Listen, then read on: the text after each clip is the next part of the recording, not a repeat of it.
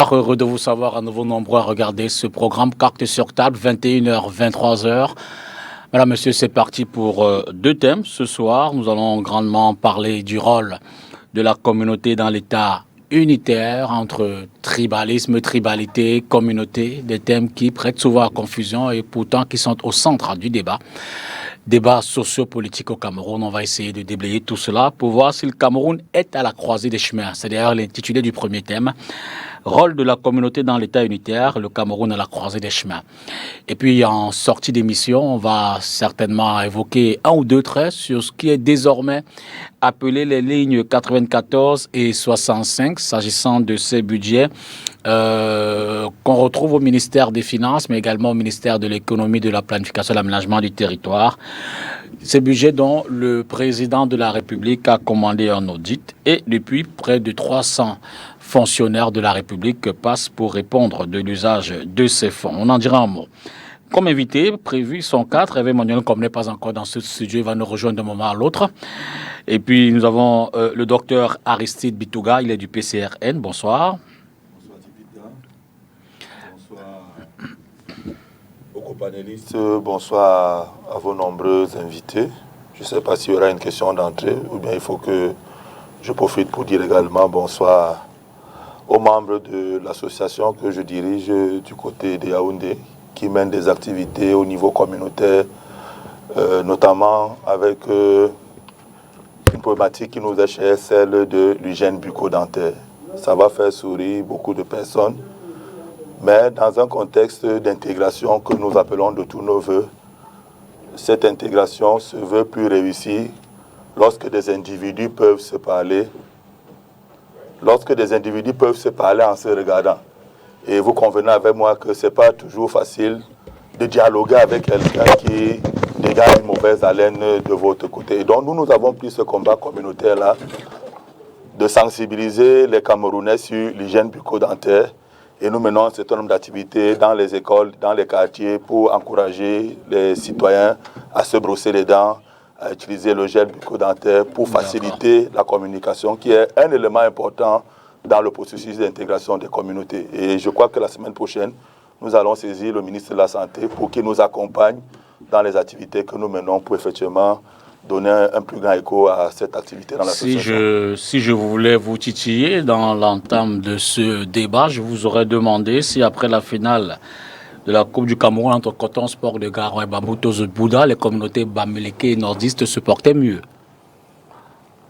Vous savez que votre président Cabral Libi a tenté une sortie. Ce qui m'a fait rire, c'est que on est resté dans l'éternel entourloupe qui caractérise ce qu'on appelle vivre ensemble, alors qu'à la réalité, nous sommes dans un contexte de faire semblant de vivre ensemble. Parce que quelqu'un qui se présente comme au cadre d'une formation politique démontrait à la sortie du poste du président national du PCRN une grosse amitié, une grosse convivialité qu'il y avait du côté de Garoua entre les communautés bamileke qui vivaient là-bas et les communautés, comme on appelle communautés nordistes. Sauf que à la fin du match, il y a eu du grabuge à Yellois et il a fallu que les autorités se mêlent pour amener les communautés au calme, parce qu'effectivement, ces relents identitaires ont ressurgi à la faveur de ce match. Donc on ne peut pas nier ces évidences.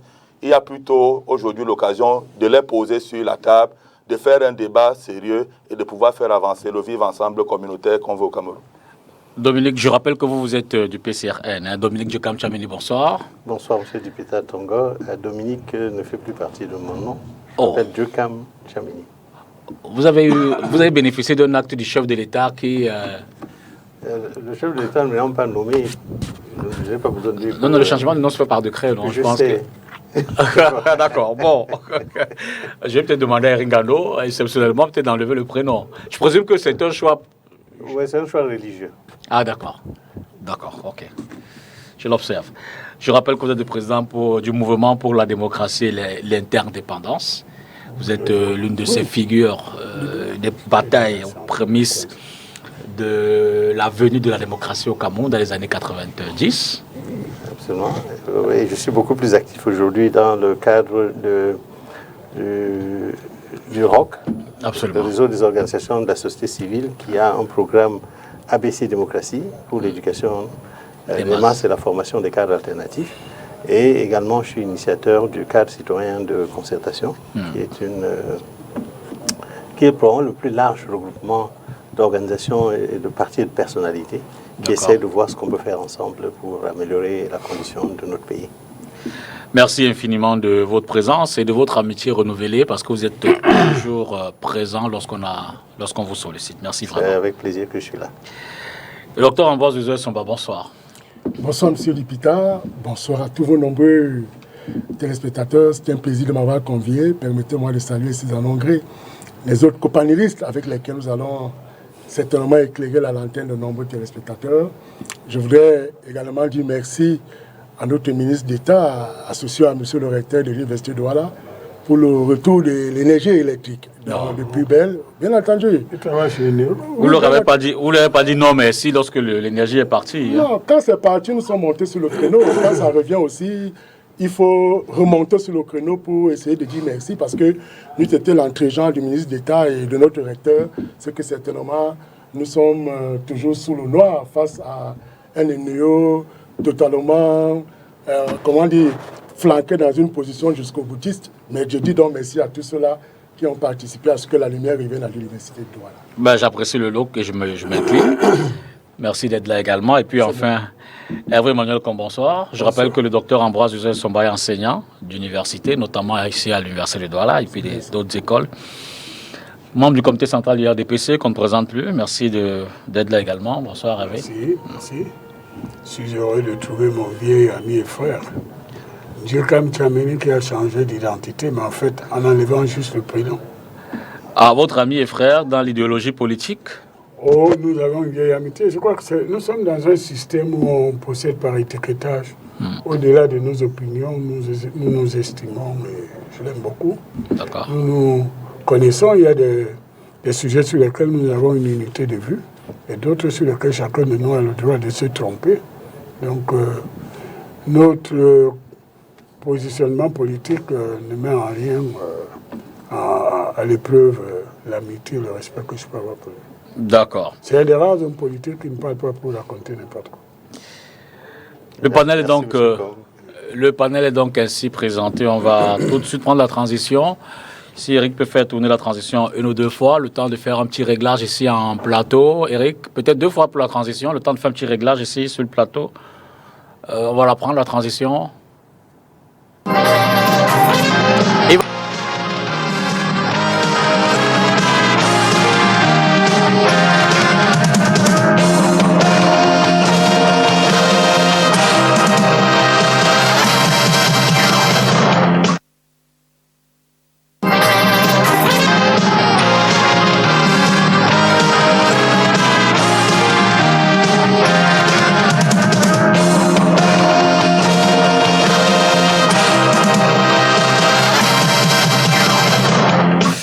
C'est donc reparti, on va tout de suite entamer avec la première problématique de ce soir. Mesdames, du moins messieurs, je souhaiterais d'abord peut-être que l'on essaye d'être d'accord sur une définition qu'on peut accorder à cette problématique.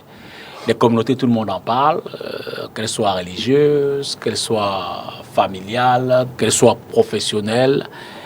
Mais toujours est-il qu'au Cameroun, il y a des identités qui ressortent souvent dans le sens qui suscite des problématiques, qui suscite des grincements de dents.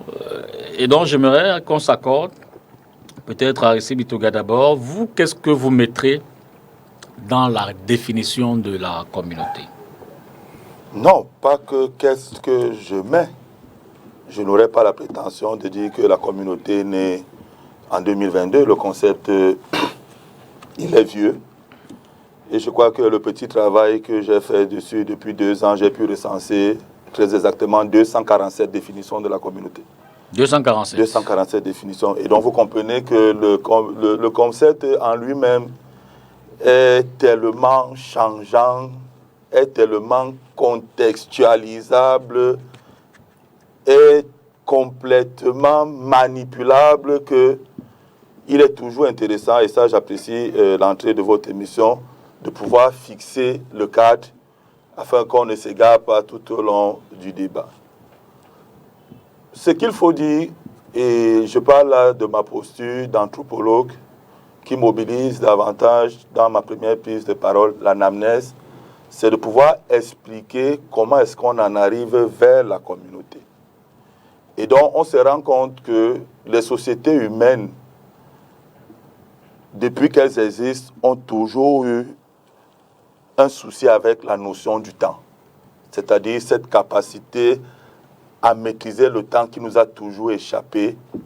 C'est elle qui a amené les sociétés à aller vers des organisations qui permettent, lorsqu'on est face à une incertitude, de s'appuyer sur des parentèles, sur des alliances pour pouvoir résoudre les problèmes auxquels on fait face. Et c'est comme ça que la famille restreinte a évolué vers la famille élargie. On en est arrivé au clan, aux tribus, aux ethnies et aujourd'hui à ce qu'on peut appeler la communauté. Parce que derrière tout ça, il faut voir des stratégies humaines. Et c'est ça qui est important à comprendre ici, qu'à la réalité, la communauté est d'abord et avant tout une production humaine. Et donc un fait de culture. Et qui peut expliquer pourquoi la conception qu'on pourrait avoir de la communauté dans tel pays serait différente de la conception qu'on pourrait avoir de la communauté dans tel autre.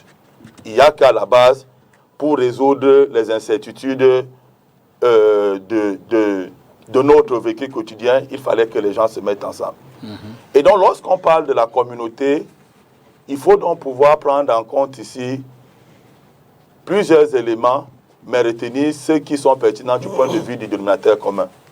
C'est que c'est d'abord un ensemble de personnes qui décident de se mettre ensemble et définissent donc se mettre ensemble autour d'un certain nombre de variables, qui peuvent être l'espace géographique, qui peuvent être les systèmes de croyances, qui peuvent être la culture, qui peuvent être le rapport au monde, qui peuvent être le partage d'une histoire commune, qui peuvent être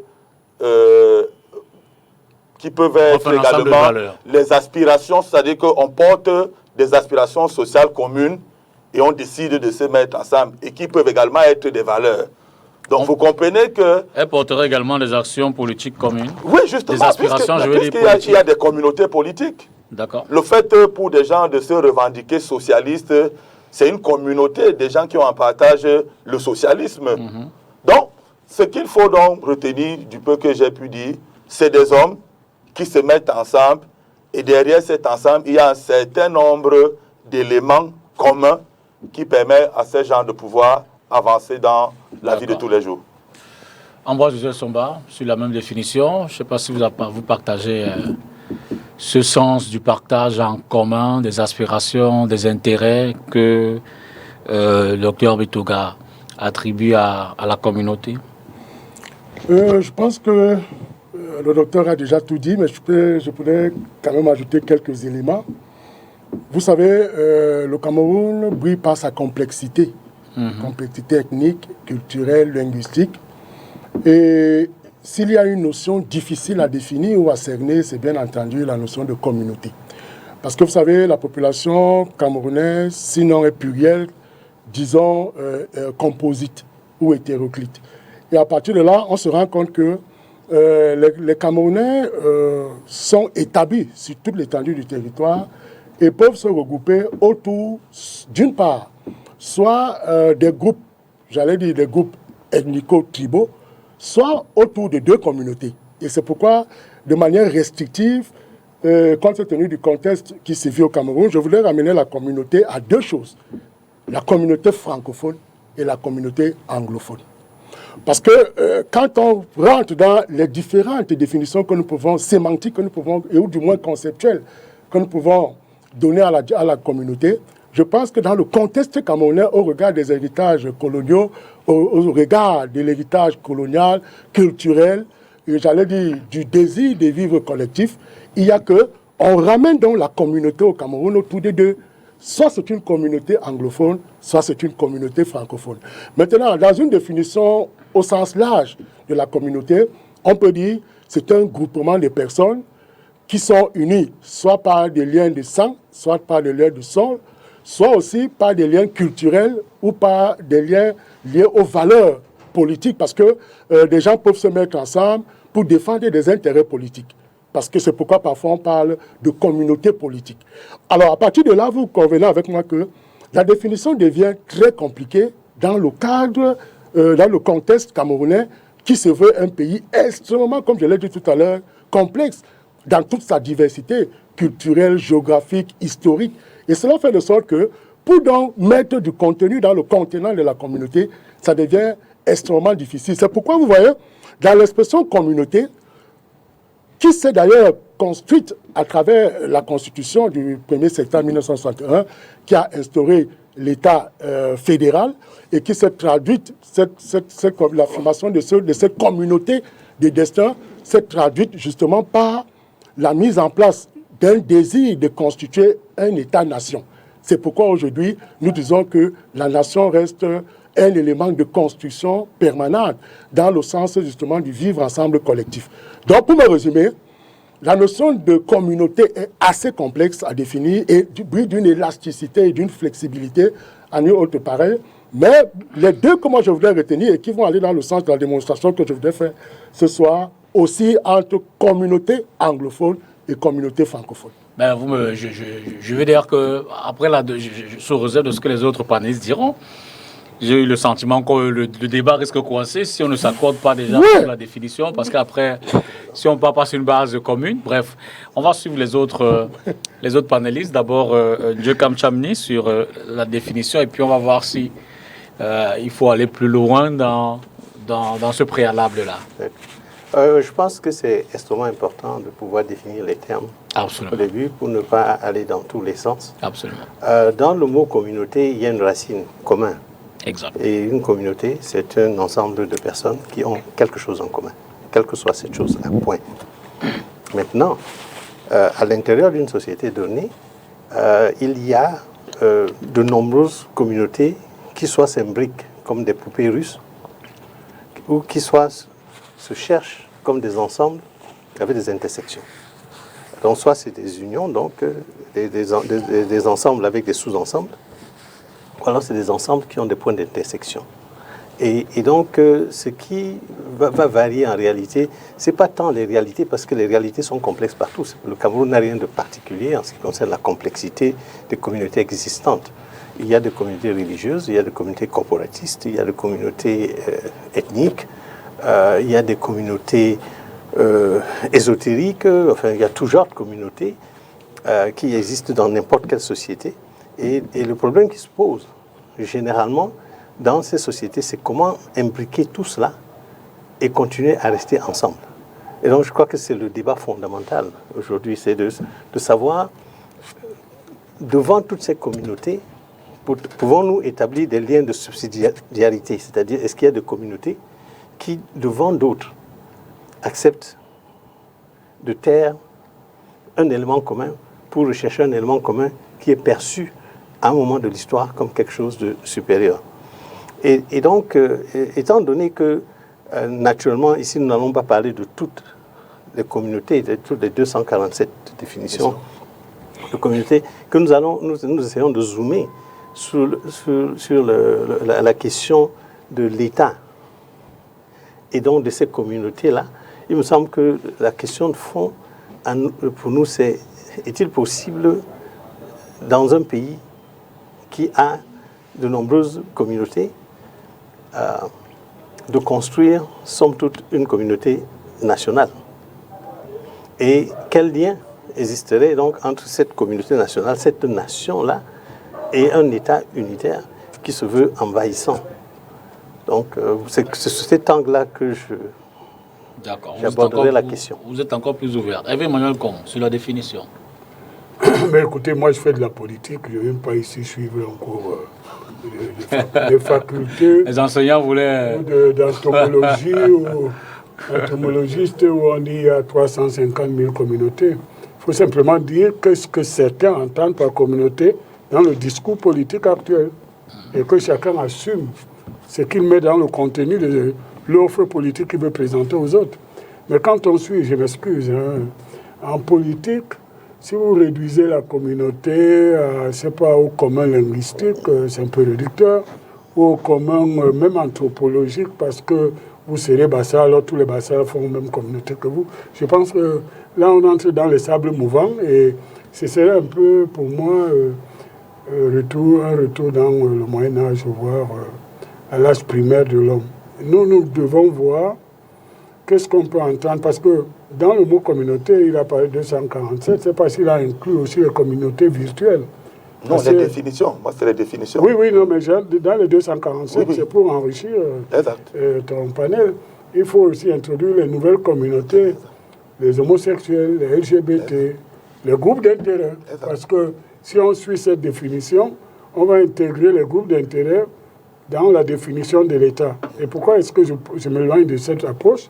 C'est parce que je pense que l'État est quelque chose de très sérieux et qui doit être stable, qu'on ne peut pas introduire un élément de volatilité en mettant les communautés qui se forment au gré des intérêts et qui disparaissent avec ces intérêts.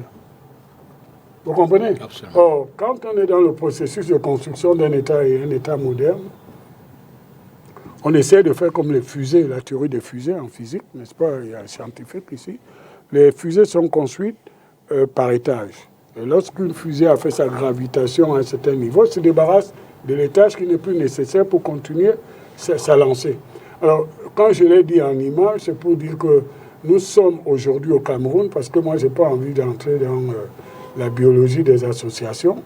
Je voudrais rester dans ce qui nous préoccupe. Qu'est-ce que la communauté au sens d'élément constitutif d'une forme de l'État? Parce que c'est de ça qu'il s'agit, puisque le père de la théorie du fédéralisme communautaire est là, je veux droit au but. Qu'est-ce qu'il entend par communauté qui pourrait se fédérer pour être la forme de l'État du Cameroun? Et moi, j'ai beaucoup de réserves et d'appréhension, tout en respectant la démarche intellectuelle, parce que, par exemple, comme il a dit, les interprétations qu'on a failli mettre dans la bouche de quelqu'un qui ne pensait pas forcément ce que les autres voulaient dire, avec la Coupe du Cameroun, sont autant d'éléments qui doivent nous alerter sur ce que les gens peuvent comprendre de la communauté. Parce que quand vous prenez par exemple les Bamileke, je suis désolé, ce n'est pas une communauté, parce qu'un Baok n'est pas obligatoirement quelqu'un qui comprend le Bouddha. Mais ils peuvent être une communauté si vous réduisez simplement à la position géographique. À ce moment-là, vous enlevez les éléments de mobilité, de mutation de ce qu'on pourrait appeler la communauté, c'est-à-dire que quand vous êtes un Bassa et que vous avez épousé une belle Bangoula et que vous avez des enfants, ils sont de quelle communauté? Donc je crois que ce sont ces questions qu'on doit aborder courageusement et voir dans cette réflexion en quoi ça peut être un recul institutionnel et en quoi ça peut être une évolution. Et là-dessus, j'ai une distance avec ceux qui pensent que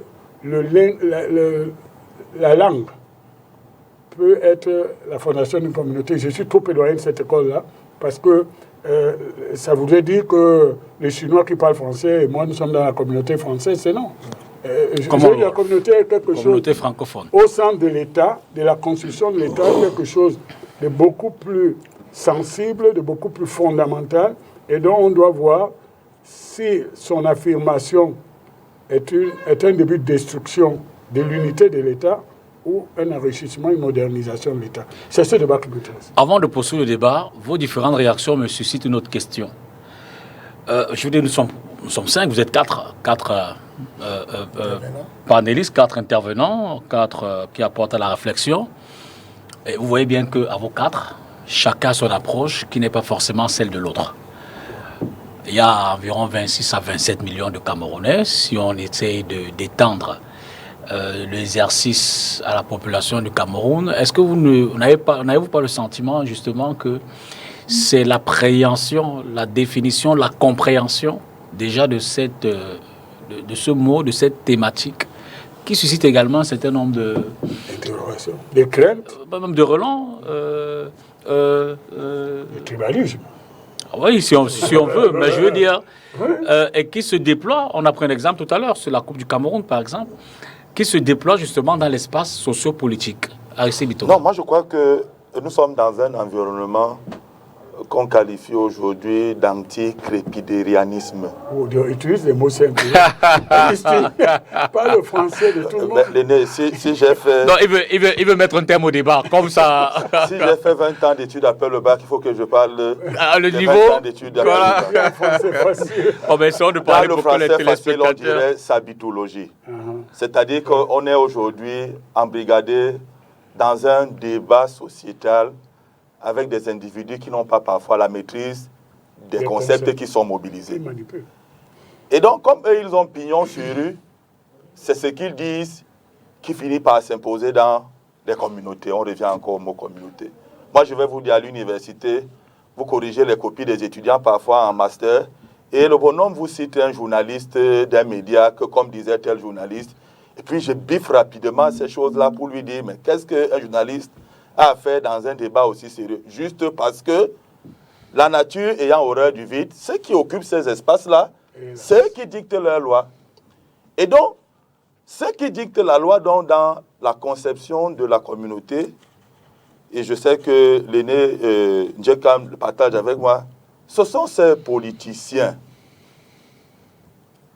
comme Emmanuel Hervé. Non, je suis politique, mais pas le politicien. J'ai un métier.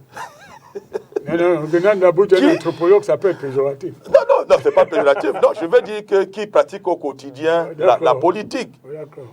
Et donc, on en arrive donc, effectivement, à privilégier, c'est-à-dire des éléments qui, eux, sont des éléments qui n'ont pas de pertinence. Parce qu'à la réalité, tout à l'heure, il parlait d'État moderne. L'État est une construction, et c'est ce que le collègue Luison disait tout à l'heure. La nation elle-même est une construction humaine. Oui, bien sûr. Aucune nation n'a existé à l'origine de l'humanité. C'est des gens qui s'asseyent et qui, pour résoudre un problème lié à leur organisation sociale et politique, donnent des formes. Et ces formes qui portent des noms et qui finissent maintenant dans un jeu de rapports de force à s'imposer à l'ensemble de l'humanité. Or, ce qu'il faut dire, et je l'ai dit hier dans un tweet, où je pose la question, avant l'invasion impériale, le séjour allemand et les Français qui arrivent par là, est-ce qu'on s'appelait Camerounais? Oui. Il me semble que non. Oui. Parce que la terminologie Rio dos Camaroes, Camarones et tout ce qui va avec sont inscrits dans un moment historique. Et donc, avant cette époque de Rio dos Camarones, Camaroes et tout ce qui va avec, il y avait un territoire et il y avait des communautés qui vivaient. Et moi, je me sens à l'aise à appeler ces communautés des nationalités qui existaient déjà. Et donc, dans un chantier maintenant lié effectivement donc, à cette approche moderne de la structuration de nos sociétés, on en arrive donc à prendre ces petites nationalités pour les mettre ensemble pour créer ce qu'on appellerait l'État-nation. Or, on a cité un exemple de communauté virtuelle, communauté religieuse. Nous autres qui essayons d'ouvrir le troisième œil, nous sommes également des communautés. Mais ces communautés sont à dissocier avec les communautés anthropologiques au sens du lien de parenté. Et qui explique un certain nombre de comportements dans l'espace politique où vous avez un ministre qui ne fait rien dans son village, mais à chaque élection, il gagne dans son village parce que ses frères, dans le jeu politique, se disent « mieux vaut notre frère reste », même s'il travaille mal, parce que la communauté tire un bénéfice symbolique de savoir que nous avons un des nôtres qui est ministre.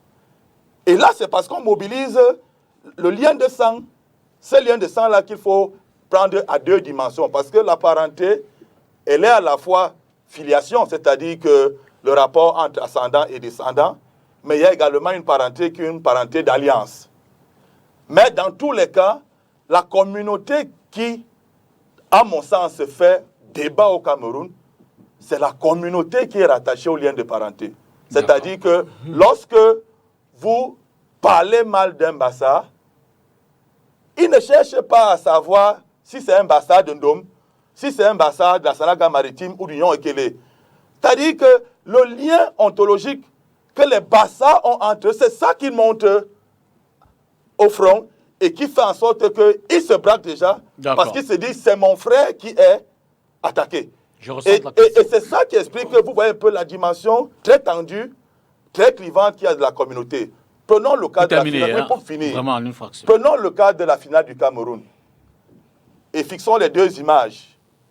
Touristique Voyage qui mobilise ses bus sur le corridor Bertois-Marois. Général Voyage qui mobilise ses bus sur le corridor Douala-Bafoussam-Bouddha.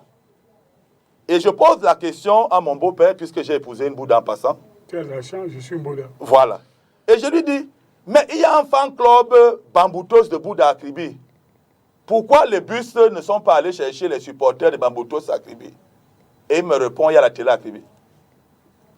Et je dis, mais il n'y a pas la télé à Bouddha. En fait, pour vous dire que de manière mécanique, on sait là où on vient, on sait les intérêts qu'on protège lorsque on parle de communauté. Et c'est ça que je dis, nous devons garder en toile de fond cette communauté qui est rattachée à des éléments. On fera dans le débat ce rapprochement C'est extrêmement dangereux ce qu'il vient de faire comme démonstration. Oui, vous prendrez la parole. Je voudrais recentrer la question. C'est extrêmement dangereux. C'est la base du tribalisme. Allez-y, Hervé. Allez-y. Développez. Hervé, non. Je recentrais la question. À mon jeune frère ici, c'est que je prends deux exemples. Un exemple de la Bible, puisque je maîtrise la Bible, un exemple de la science, la physique, n'est-ce pas? Dans la Bible, Moïse quitte, il doit aller à la conquête des terres et tout ça. Il va donc constituer ce qu'on va appeler après les Hébreux. Mais dans cette démarche-là, qui après va être amplifiée par l'Exode, il rencontre des communautés qui ne sont pas hébraïques.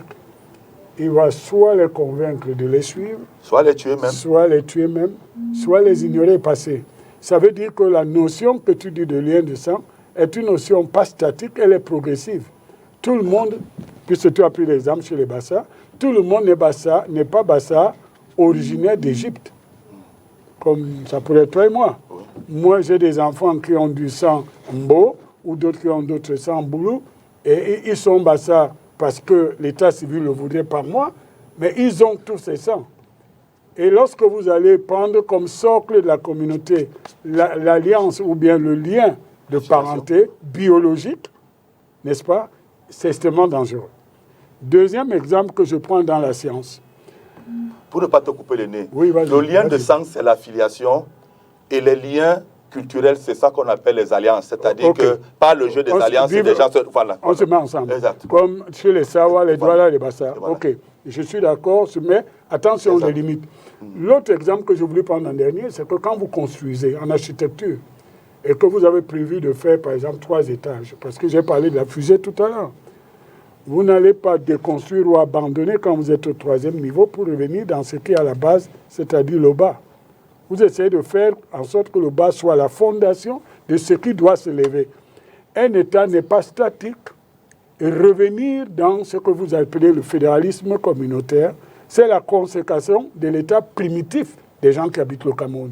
Or, nous avons évolué, y compris dans ta théorie de l'alliance que j'accepte, la théorie des conquêtes, la conviction, la proximité, qui fait que aujourd'hui, vous ne pouvez pas décréter simplement parce que quelqu'un aurait un lien, même avec son grand-père à l'ouest, qu'il est de la communauté bamileke. Moi, j'ai des amis bamileke de Douala, des familles qui sont des familles, pour moi, Sawa aujourd'hui, et dont on a enterré des parents ici. Vous prenez l'exemple d'un Fampou d'Agobert, ils sont nombreux, vous comprenez. Et quand on a cassé Dikolo, on s'est rendu compte que cette blessure ne concernait pas que les Bonamanga ou les Bonandoumbe qui étaient là, parce qu'on a trouvé qu'il y avait la tombe de Mme Libangrimbous, les tombes des Bamileke, qui c'est la famille des Bamileke qui sont là depuis avant l'indépendance. Donc, je crois que lorsqu'on parle des communautés, vous avez raison de dire que c'est une réflexion qu'on ne peut pas éviter, parce qu'effectivement, les hommes politiques ont fondé leur clientèle sur l'instinct de ceux qui les suivent moutonnièrement en disant on est du même groupe. Or, il n'y a pas plus dangereux pour moi, par exemple, qu'un Bassa qui me dénigre. Vous comprenez? Donc, moi, je suis... Je ne sais pas ce qu'on pense de comme Chamini. La question était de savoir si, justement, cette définition qui varie selon la compréhension de chacun n'est pas également l'élément qui biaise la problématique au Cameroun, sachant que beaucoup avaient appris un exemple sur le plan politique. Beaucoup se basent sur des arguments communautaires pour s'épanouir dans l'espace public. Bien, donc, je voudrais dire qu'en fait, il n'y a pas de confusion. Ça peut paraître comme si c'est confus, mais je crois qu'on s'accorde sur les définitions ici. C'est-à-dire que la communauté comme un groupe d'hommes qui a quelque chose en commun. On s'accorde également sur le fait que le débat central est du lien de ces communautés avec une nation qui se construit, un État qui se veut plus solide. Donc c'est ça le centre du débat. Et le docteur Bituga, lui, vient de nous donner une définition de la communauté ou de la communauté dans le sens de sa relation avec l'État, qui est basée sur, selon lui, les liens de sang. C'est-à-dire qu'il pense que c'est ce genre de communauté-là qui ont en commun une filiation, soit par alliance, soit tout à fait naturelle, par ascendance, qui crée des problèmes. Moi, je pense que j'aurais une vue un peu différente, fondamentalement différente. Hein. D'accord. Parce que je regarde le Cameroun qui existe aujourd'hui. Ces 10 ou 20 dernières années, avec des tendances au repli identitaire, extrêmement marquées. Bon, j'ai aujourd'hui 61 ans. Ben, moi, j'ai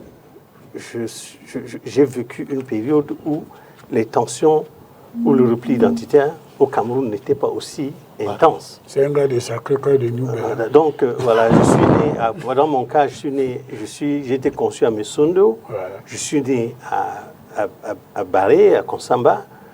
J'ai fait mes études primaires à Yokadouma et à Bertois, ensuite à Yaoundé. Et je suis venu faire le lycée polyvalent de Bonabéry, ensuite le lycée Jos, pour retourner à Yaoundé faire mes études universitaires. Donc, mon père fonctionnaire m'a fait faire le tour du Cameroun. Voilà. Et on est pratiquement... Je suis allé à l'ouest pour la première fois quand j'avais 15 ans. Donc, j'ai vécu une période où ce repli identitaire lié à ce repli tribal, pourquoi tu appelles le mot et nous étrangers, d'ailleurs, quand on regarde ça, on est horrifiés. Bon, mais je crois qu'il faut le reconnaître que ceci est une conséquence et non pas une cause. C'est-à-dire, en d'autres termes, vous allez en Tanzanie, il existe une centaine de groupes ethniques ou tribaux, c'est quel que soit le mot que vous voulez y mettre, mais je voudrais que l'on s'accorde aussi sous le contrôle du docteur Bituga, dont il a fait une spécialité, c'est que, vous savez, cette notion de tribu ou d'ethnie ou de clan, c'est une question de taille. C'est-à-dire que on commence avec une famille, et si on a un certain nombre de familles, on considère qu'on a un clan, et ensuite, s'il y a un certain nombre de clans, on dit on a une tribu, et maintenant, une ethnie va être un ensemble de tribus. Une communauté, c'est un ensemble d'ethnies. Bon, voilà.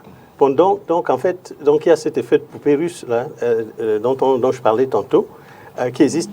Et ce que je voulais dire, c'est quoi? C'est que si aujourd'hui, au lieu de parler de la communauté nationale, ou des communautés virtuelles plus importantes aujourd'hui, ou des grandes communautés d'intérêt, des communautés de classe, on se retrouve à des débats, des liens primaires, cela ne doit pas être perçu comme étant un fait de la nature, mais plutôt un échec d'une politique de construction, d'intégration nationale. Il me semble que dès le début, l'État camerounais, je parle du régime, du gouvernement d'Aïdjo, et même avec Bida, déjà, ça avait un peu commencé, mais je ne parlerai pas de lui parce qu'il n'a pas fait suffisamment longtemps pour que l'on puisse tirer des conséquences. Mais M. Aïdjo avait été tellement obnubilé par la construction de l'État. Ce qui sortait de sa bouche, c'était unité nationale. Hein. Il n'y a pas deux mots comme unité et nationale que ce monsieur a prononcé pendant toute sa carrière. Mais ce qu'il faisait, en fait, c'est qu'il construisait un État. C'est-à-dire qu'une machine politico-administrative qui a le monopole de la violence légale et à la tête de laquelle se trouve une sorte d'oligarchie avec des factions ethniques. Il s'assurait qu'il y a un équilibre entre ces factions-là et le fait pour lui d'intégrer les factions dans l'État, dans cette oligarchie, pour lui constituer un élément de construction nationale. Bon, alors, il me semble que, et il est très important de comprendre qu'il ne suffit pas de créer un État pour que la nation suive automatiquement. Il faut, la construction de l'État est très importante et je crois qu'on saurait gré à nos aînés d'avoir construit un État. Moi, je vis dans des pays d'Afrique de l'Ouest où l'État n'existe pas. C'est-à-dire que je suis burkinabé pratiquement de moitié et 40% du Burkina, il n'y a même pas un poste de police. Donc le fait que nous ayons un État ici qui est présent partout, ça nous gêne parfois, mais c'est mieux vaut avoir un État présent que de n'avoir pas d'État du tout. Bon, mais cependant, le fait d'avoir construit un bon État par lui-même ne suffit pas pour qu'il y ait un sentiment d'appartenance, surtout national. Surtout si les politiciens qui sont à la tête de cet État se servent des différences ethniques comme moyen d'ascension politique ou politicien. Donc moi je crois que c'est ça le cœur du débat. Je ne pense pas que le fait que je sais pas, une maman dans le fin fond du village se sente contente parce que son fils ou son neveu est ministre, alors que ce dernier ne la visite jamais et ne lui fait rien du tout, relève plutôt de la part de l'ignorance politique plutôt que de quelque chose de naturel. Ambroise Joseph Somba, justement, qu'est-ce qui peut justifier dans cette tendance, et Dieu, comme tu as mené le souligner à l'instant, cette tendance qu'on observe ces dernières années, peut-être la décennie, qui donne l'impression que dans l'espace public, il y a comme cette, je ne veux pas dire résurgence, mais cette tendance de la communauté à prendre le dessus sur les intérêts de l'État. Je veux dire que les individus se comportent comme si il vaut mieux construire, il vaut mieux structurer sa communauté que de structurer un État. Et si je veux enchaîner avec le choix politique du parti des Yavincom, un État unitaire décentralisé. Monsieur Dipita, la question que vous posez est claire. Rôle de la communauté dans l'État unitaire. Je voudrais dire que la définition que je donne de la communauté aujourd'hui est contextuelle, ou vous voulez contextualiser. Pourquoi? Parce que quand nous prenons aujourd'hui le débat sur la crise de la forme de l'État, vous convenez avec moi que cela tourne sur la communauté anglaise, francophone, et la communauté anglophone. Pourquoi je le dis? Je prends pour prétexte la crise anglophone qui sévit. Regardez aujourd'hui, nous avons combien de gens posent sur la table du débat la question de la forme de l'État. Et vous savez que sur la question, vous avez les unitaristes, les décentralistes, les fédéralistes, et à un moment donné même les sécessionnistes. Donc, la communauté, si nous allons dans le sens, comme l'a défini le président Dieucam, c'est-à-dire de ceux qui veulent vivre ensemble en tenant compte d'un certain nombre d'intérêts, on va carrément éloigner nos téléspectateurs. Parce qu'aujourd'hui, je pense que la question centrale est de savoir, et je l'ai dit, est-ce que le destin de la communauté peut construire la nécessité ou l'affirmation d'un État unitaire? Ça, je pense qu'à mon sens, c'est la question fondamentale qu'il faille se poser. Parce qu'aujourd'hui, si nous voulons éluder l'aspect historique et même l'aspect biculturel qui est le nôtre au Cameroun, nous passerons à côté justement de la plaque. Parce que, regardez aujourd'hui, les questions de communauté peuvent s'ouvrir à d'autres pans, telles que les questions de l'allogénie et de l'autochtonie. Et vous savez combien aujourd'hui ces questions sont sensibles dans le contexte camerounais, surtout liées à la forme de l'État. Parce que votre sujet, moi je reste dans le sujet que vous avez posé, la communauté, le rôle de la communauté dans l'État unitaire. Parce que l'État unitaire est une forme unitaire avec justement ces aménagements que sont la décentralisation et la déconcentration. Mais maintenant, s'il faille aller directement dans le débat profond de ce que vous voulez démontrer ce soir, c'est de dire aux Camerounais, est-ce que les francophones et les anglophones qui sont sur le territoire camerounais peuvent nourrir le sentiment ou la volonté du vivre ensemble collectif, dans le sens justement d'adopter une forme de l'État qui puisse satisfaire à l'épanouissement de la population ou à l'épanouissement du peuple camerounais. Moi, je pense qu'à mon sens, je ne me suis pas fait très bien comprendre dans le début. Peut-être voilà les précisions que je voulais vous faire. Et aujourd'hui, vous voyez, monsieur Dipita, Regardez aujourd'hui, nos tests entretiennent ce concept discriminant, c'est-à-dire d'allogénie et d'autochtonie. Parce que quand on vous dit, par exemple, que le président du conseil régional doit être un autochtone, vous convenez avec moi qu'il y a là un problème. Cela vient rompre le principe de l'égalité des droits politiques. C'est-à-dire, pourquoi moi, Docteur Luzo Somba, je ne peux pas être maire de la ville de Douala? Pourquoi on va estimer que non? Parce que je ne suis pas autochtone. Et vous savez que la notion encore d'autochtonie est complexe. Complexe parce qu'un autochtone, celui qui est installé sur le territoire, mais justement, avant l'arrivée... Ce pan de votre développement va donc au-delà de la communauté francophone et anglophone. Non, c'est-à-dire que mon analyse est articulée autour, justement, de la prise en compte historique et de la prise en compte biculturelle de notre pays.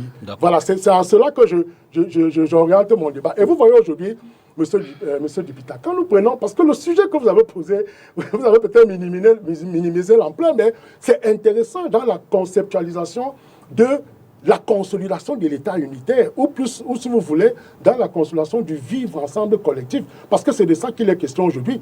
Regardez aujourd'hui, on vous dit qu'un allogène, celui qui vient s'installer dans un territoire, qui part d'une portion du territoire et venir s'installer dans un autre territoire après l'arrivée des colons. Donc cela veut dire que si on veut distinguer aujourd'hui l'autochtonie et l'allogénie, on va s'appuyer sur un critère d'origine géographique. C'est-à-dire qu'avant l'arrivée coloniale, ceux qui étaient déjà installés à Douala sont considérés comme des autochtones. Et ceux qui arrivent après, ceux qui arrivent après la dimension post-coloniale sont des allogènes. Et vous savez que le droit international, beaucoup plus dans la déclaration des Nations Unies sur les peuples autochtones, sur les droits des peuples autochtones de 2007, on vous dit qu'en fait, on reconnaît les autochtones au Cameroun au niveau de 3 dimensions. Les Mborogo, les Kidi et les Pygmées. Donc, en réalité, vous voyez donc que si nous voulons situer la question de la communauté uniquement, peut-être sur des valeurs ethniques, tribales ou linguistiques, on ne va pas y arriver. C'est pourquoi moi j'ai voulu rester dans le sillage que vous avez tracé pour ce sujet ce soir, en relation avec la forme unitaire de l'État. Non, je voulais prendre 2 exemples. Les Bassab en Timpo se trouvent dans le sud-ouest. Ils sont dans 5 régions. Je parle sous le contrôle du docteur en anthropologie. Et ils sont même dans la région de l'Adamawa, à Garouaboulaye. Et en regardant très bien leur exode, ils dépassent aussi le nord, puisqu'ils ont traversé en venant par le Darfour. Et certains sont restés là-bas, même s'ils ont changé de nom.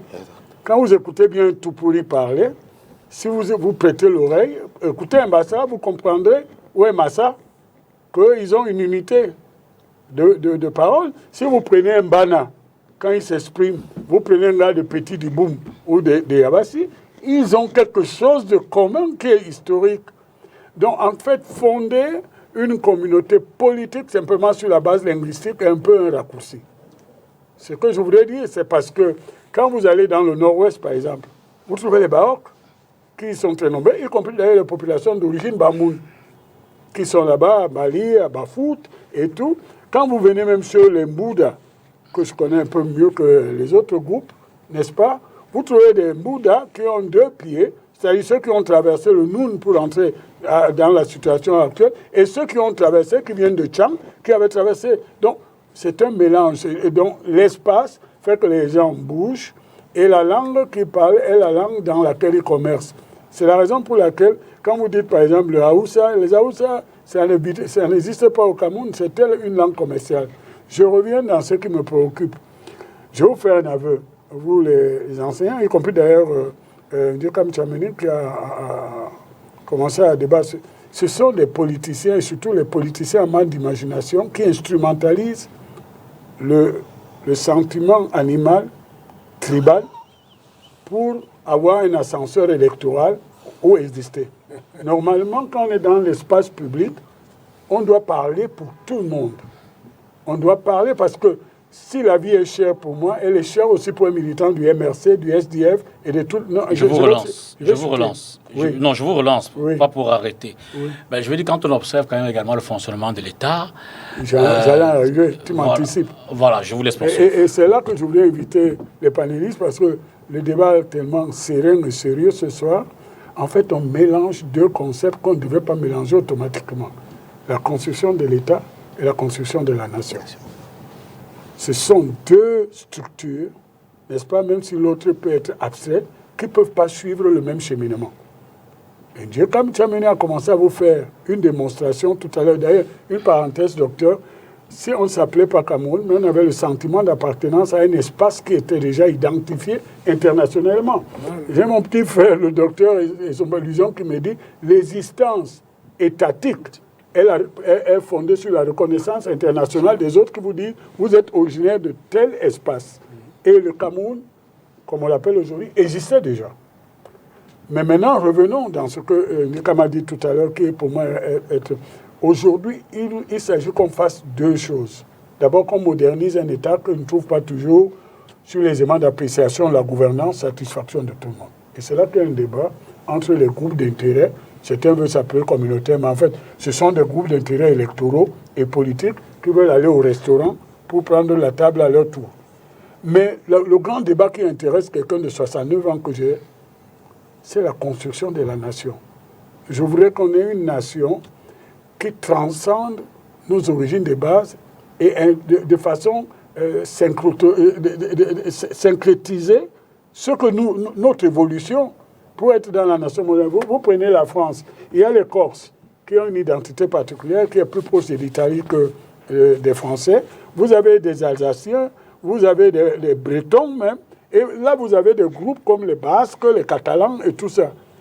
Mais ils ont essayé de dépasser tout cela pour créer quelque chose qui est nouvel. Et ce qui compte, c'est créer les conditions politiques pour que ceux qui sont dans cet espace aient le même sentiment d'appartenance.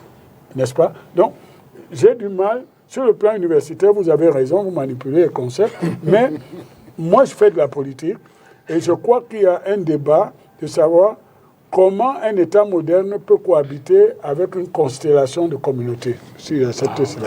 Et comment faire pour que ces communautés aient le même sentiment d'appartenance. Cela veut dire créer la justice pour tous, créer une bonne gouvernance, créer le sentiment qu'il y a une compétition sereine et tout. Ce n'est pas une question linguistique. C'est-à-dire, moi, je refuse qu'on m'enferme dans le débat anglophone-francophone parce que j'ai de la famille dans le nord-ouest. Moi, je me suis marié à une fille qui est originaire de Canaan, n'est-ce pas, à Melon, en Bouroukou. Et savez-vous que derrière Bouroukou, c'est tout Bangen. Ils parlent la même langue, ils ont les mêmes chefferies, ils ont les mêmes origines. Et je peux citer comme ça plusieurs. Si vous prenez le Premier ministre actuel, si vous prenez simplement au niveau des communautés, il est dans la communauté des Bankom, puis il est Bérondé ou Béombe. Donc, ce n'est pas la langue qui définit une communauté, attention. Mais c'est notre manière de nous organiser qui va donner à chacun le sentiment d'appartenance dans l'une ou l'autre communauté pour construire le Cameroun. Observation à mi-parcours, c'est effectivement que entre vous les politiques et les scientifiques, les chercheurs, jusque-là la communauté. Mais maintenant, pour revenir, avant le rôle, parce que ce sera la question, quelle est la place que nos communautés ont, qu'on leur attribue, que la construction de l'État, que l'évolution de la nation leur accorde? Alors, une très bonne question. Et là, une très bonne question. Et vous verrez la différence qu'il y a dans la construction de l'État unitaire français et l'État unitaire camerounais. C'est-à-dire qu'on a deux États unitaires, mais dont la technostructure est différente. Parce que quand vous arrivez en France, c'est un État unitaire, mais le Corse, c'est Corse. Il est Corse. Et il s'affirme. Et il s'affirme. Et on lui reconnaît cette identité Corse. On le dira des Bretons. Mais pourquoi chez nous, ce qui devrait faire notre force devient aujourd'hui quelque chose d'assez stigmatisant? C'est-à-dire de savoir que notre identité est notre diversité. Qu'on veuille à tout prix gommer cette diversité. Hervé semble avoir pris le raccourci en disant instrumentalisation politique. C'est ça le problème. Allons-y. C'est ça le problème. Excuse-moi une seconde seulement. Le président Paul Biya dit dans son livre Le libéralisme communautaire que ce qui fait la beauté d'un tableau asiatique, c'est la mosaïque, la multiplicité de ses couleurs. Et le problème aujourd'hui, je conclue là-dessus, ce n'est pas le refus de l'affirmation qu'on est de telle communauté, mais c'est qu'on s'affirme pour exclure les autres. C'est ça qui est inacceptable. La quête de l'hégémonie. Voilà, merci, docteur. Mais justement, cette situation trouble est à aller chercher même dans l'acte de naissance de l'État Cameroun. Oui, absolument. C'est-à-dire qu'il faudrait qu'on le reconnaisse, ce qui avait été donné au premier président, c'était un modèle assimilationniste. C'est-à-dire il fallait gommer ce que vous appelez sur le plateau identité animale, identité primitive. Mais qu'est-ce qu'on appelle identité primitive?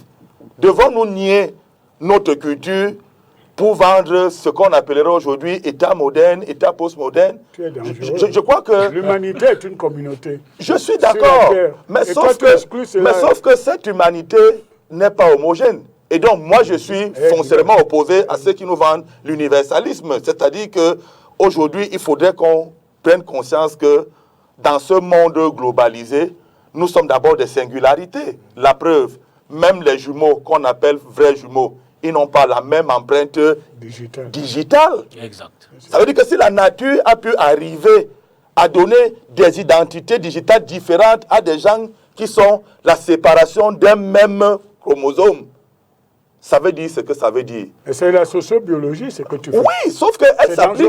Non, elle s'applique également au contexte culturel, l'aîné. La preuve, vous êtes dans une même famille, c'est-à-dire les enfants ont un même père, une même mère, vous êtes 5 enfants. À des moments dehors, on se demande si tous ces enfants ont le même père et la même mère. Vous êtes du même village, sortis de votre village, les gens se demandent est-ce que ces gens-ci sortent d'un même village? On le dira de l'arrondissement, on le dira du département, parce que c'est dans la nature de l'être humain d'être différent. Sauf que ces différences ne doivent pas être source de tension, mais source d'enrichissement. Et c'est pour ça que je dis, on ne peut pas vendre la peau des politiciens aussi moins cher en présentant le débat communautaire comme un débat communautariste. Parce qu'à la réalité, quel acteur politique peut gagner une présidentielle au Cameroun en s'appuyant sur sa seule ethnie? Et donc, l'hypothèse est fausse de dire que tous ces acteurs qui ambitionnent remplacer celui qui est là actuellement s'appuient sur leur ethnie ou sur leur groupe ethnique. C'est-à-dire que c'est même un faux calcul. Non, c'est le fonds de commerce électoral. Oui, mais sauf que ce fonds de commerce, tu ne peux pas le mobiliser pour une élection comme la présidentielle où tu as besoin d'avoir autour de toi l'ensemble des nationalités pour te porter de l'autre côté. Et donc, moi, je chute. Nous ne devons pas avoir peur de nos identités. Et moi, je dis le chef de l'État, qui est le prolongement d'Ahidjo, a continué dans l'État unitaire, sauf qu'on lui greffe en 96, la décentralisation. Qui 30 ans après, les camarades d'Hervé comme ne font que chauffer ce moteur qui a même déjà cassé 4 fois le vibrequin, mais on ne fait que le souder. Et le chef de l'État, dans sa grande sagesse... Tu ne te débarrasses pas de ton appartenance au PCRL, mais je te respecte.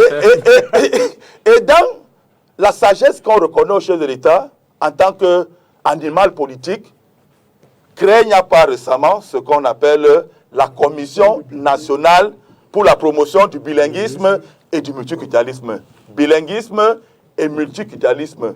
Parce qu'à la réalité, il se rend compte que le modèle unitaire qui nous a été imposé et qu'on a essayé d'implémenter 60 ans après n'a pas pu permettre d'arriver à cette unité nationale qui était chère au président Ahidjo. Parce que dans les faits, on se rendait bien compte que tout était mis en place pour que cette unité nationale ne soit pas vraie. Parce qu'il y avait des réalités en ontologie propres au Cameroun qu'il faut mobiliser. Et moi, j'ai donc un souci avec le multiculturalisme qu'on nous greffe il y a 7 ans par là.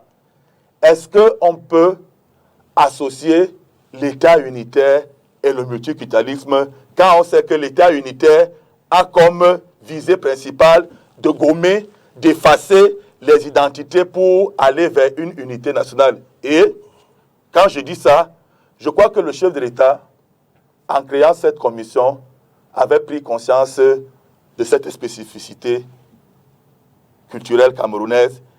Et est-ce que c'est le courage qui lui a manqué d'aller vers une révision de la Constitution qui consacrerait donc à ce moment ce multiculturalisme et qui aboutirait, je pense, sur le compteur des juristes, à une légifération sur la communauté et donc elle deviendrait un sujet de droit puisqu'on parle de forêt communautaire. C'est-à-dire que sur le plan du droit foncier, on reconnaît aux communautés qu'elles peuvent avoir des forêts qu'on appelle forêts communautaires.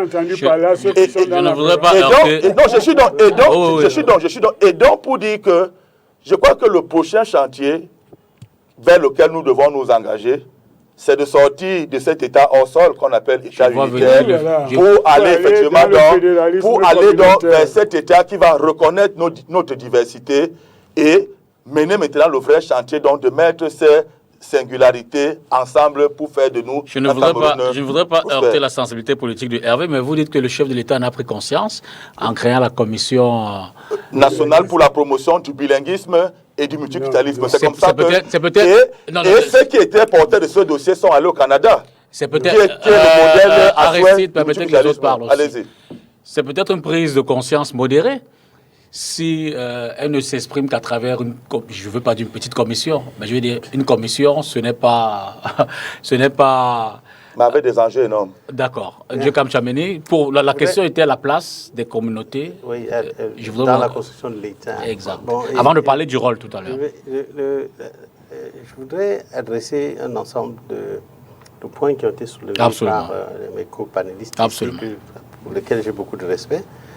En disant une chose, d'abord le professeur Essomba parle, selon lui, de deux communautés fondamentales et que la question de la constitution de la nation se base essentiellement sur ces communautés, pendant que le docteur Bituga lui dit plutôt qu'il faut que l'on se rattache à ces communautés qu'il appelle les nationalités, basées sur des liens forts de sang ou d'alliance ou de culture, etc.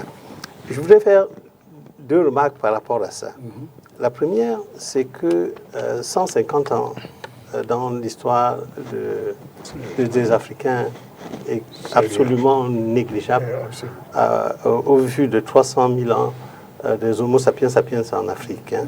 Donc, je ne pense pas que les Britanniques qui n'ont fait que 42 ans ici, 42 ans. Voilà, et encore moins les Allemands qui ont fait un peu moins, ou les Français qui ont fait de 1916 jusqu'à nos jours, qu'ils aient pu nous modifier génétiquement. Hein. Ils n'ont pas réussi le coup. La plupart des Camerounais ne parlent ni bien le français, encore moins l'anglais. Bon, donc, je crois qu'il ne faut pas que nous utilisions des lunettes théoriques qui aggravent nos problèmes plutôt que de les résoudre. Tout comme des gens vont instrumentaliser les appartenances ethniques, des politiciens qui n'ont rien à vendre à l'ensemble de la nation vont s'accrocher sur l'héritage colonial comme moyen d'ascension politique. Et je dis ceci, c'est qu'il faut savoir à quel niveau on veut évoluer. Si quelqu'un a une ambition politique nationale, alors ce qu'il doit rechercher à l'intérieur de notre peuple, avec toutes ces communautés et toutes ces diversités, ce ne sont pas les diversités. Parce que par-delà ces diversités, les diversités sont naturelles, il n'y a rien à faire pour qu'elles existent. Je ne vois pas pourquoi on doit faire un effort pour aller identifier les différences entre nous autour de cette table. Par contre, il y a un effort à faire si nous cherchons à construire une nation et à côté de cette nation un État. Parce que les deux sont liés, même comme ces deux concepts complètement différents, l'un peut détruire l'autre, si vous n'y prenez garde. Alors, et dans le processus de la construction de la nation, qui pour moi, en tant que nationaliste et en tant que panafricaniste, sont deux choses absolument importantes. Nous cherchons quels sont les éléments culturels communs. Alors, si vous me prenez toutes ces différentes ethnies au Cameroun ici, vous les prenez toutes, ils ont 80% d'éléments en commun et tout au plus 20% de différence. Absolument. Tout au plus 20% de différence. Donc, je ne comprends pas pourquoi nous allons plutôt mettre l'accent sur ce qui est différent Donnez-moi, je mets à défi les Camerounais qui font que nous dire jusqu'à quel point on est différent, soit francophone ou anglophone. J'ai dit, allez dans une communauté, n'importe où, dans la zone dite anglophone, et montrez-moi une grand-mère qui va vous dire que soyez voleur. Qui, quand il y a un mariage, ne considère pas que c'est deux familles qui se marient, qui ne considère pas qu'on doit respecter les aînés, qui ne considère pas que ceux qui sont morts là, on doit leur donner du respect. Trouvez-moi une communauté ici qui n'a pas. C'est donc les lunettes théoriques que l'on porte qui peuvent nous aider à voir soit les différences, soit à voir les similitudes. Et moi, j'appartiens à une famille assez spéciale, je dois vous dire. Parce que mon frère aîné est marié à une Française, moi j'ai épousé une Américaine, mon petit frère a épousé une Cambodgienne, et mes autres sont mariés à des Ivoiriens, Togolais, Congolais. C'est les Nations Unies. Donc c'est les Nations Unies. Bon, donc vous comprenez, j'ai beaucoup de difficultés. Dans ma famille, vous ne pouvez faire ni tribalisme, ni communautarisme, ni ethnicisme. Non, ce n'est pas une question de familial, c'est pour dire ceci. C'est-à-dire, je prends ces exemples-là pour montrer que les choses sur lesquelles on semble s'accrocher sont tellement similaires parfois. C'est-à-dire que si vous décidez de chercher ce qu'il y a de commun en des gens, alors vous pouvez les trouver. Par contre, si vous cherchez, scrutez le lait, très près vous allez finir par y trouver un cheveu. Et moi, je crois que si nous sommes dans un processus de construction d'une nation, ce que nous devons chercher, c'est ce qu'on a en commun, non pas exalter ce qu'on a de différent. Moi, c'est ça mon approche en tant que constructeur d'une nation. Et maintenant, l'État devrait accompagner ce processus-là. Malheureusement, et c'est là que je prendrai à partie l'UNC RDPC, c'est qu'ils ont échoué de ce point de vue. Si on en est à cette situation-là, après 60 ans de pouvoir, c'est qu'ils n'ont pas réussi à construire la nation. Parce que beaucoup de politiciens ont plutôt pensé que c'était mieux pour eux de continuer à agiter ces différences-là parce que ça leur permettait de gagner des postes, des histoires de ce genre-là. D'accord. Et je crois que quelque part, il y avait aussi une sorte de confusion. Parce que je crois que les premiers fondateurs étaient un peu sincères. Je crois, je n'étais pas avec eux.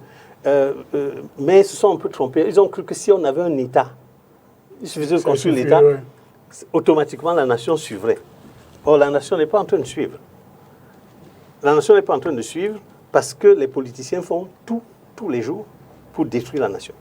Alors, moi je prendrai deux exemples dans ce que je viens d'entendre. On est d'accord que la construction de l'État, c'est un peu comme une loi de la chimie. On part des particuliers pour construire le général. Sinon, il y a une autre loi, vous qui êtes dans les sciences, n'est-ce pas? On ne compose pas avec ce qui se décompose. Or, si on revient maintenant dans les particularismes, on va décomposer ce qu'on veut faire de général. Mais regardez l'expérience allemande. J'ai vécu la destruction du mur de Berlin. Il y avait un peuple allemand, mais 2 États allemands. Et d'ailleurs, il y en a plus, puisque pour l'équilibre de l'Europe, la ligne Oder-Neisse a été gommée parce qu'il y a des Allemands qui sont polonais. Exact. Et c'est comme aujourd'hui on parle de l'Ukraine, c'est parce qu'on est dans le tchoukou-tchoukou, mais en fait, les Russes qui se sont retrouvés en Ukraine après l'explosion de l'URSS, la Russie a dit on ne vous laissera pas seul, là on veut vous rendre minoritaire, alors que vous étiez dans la majorité. Donc, le problème que nous avons dans le débat aujourd'hui, qui est très sensible, et j'ai le moins point de vue comme sur le parallélisme qu'on doit faire entre la construction de l'État et de la nation, mais nous n'avons pas la même conclusion. Parce que lui-même se met en contradiction. Il dit que 150 ans, donc 70 ans, dans l'histoire d'un processus de construction étatique, c'est rien.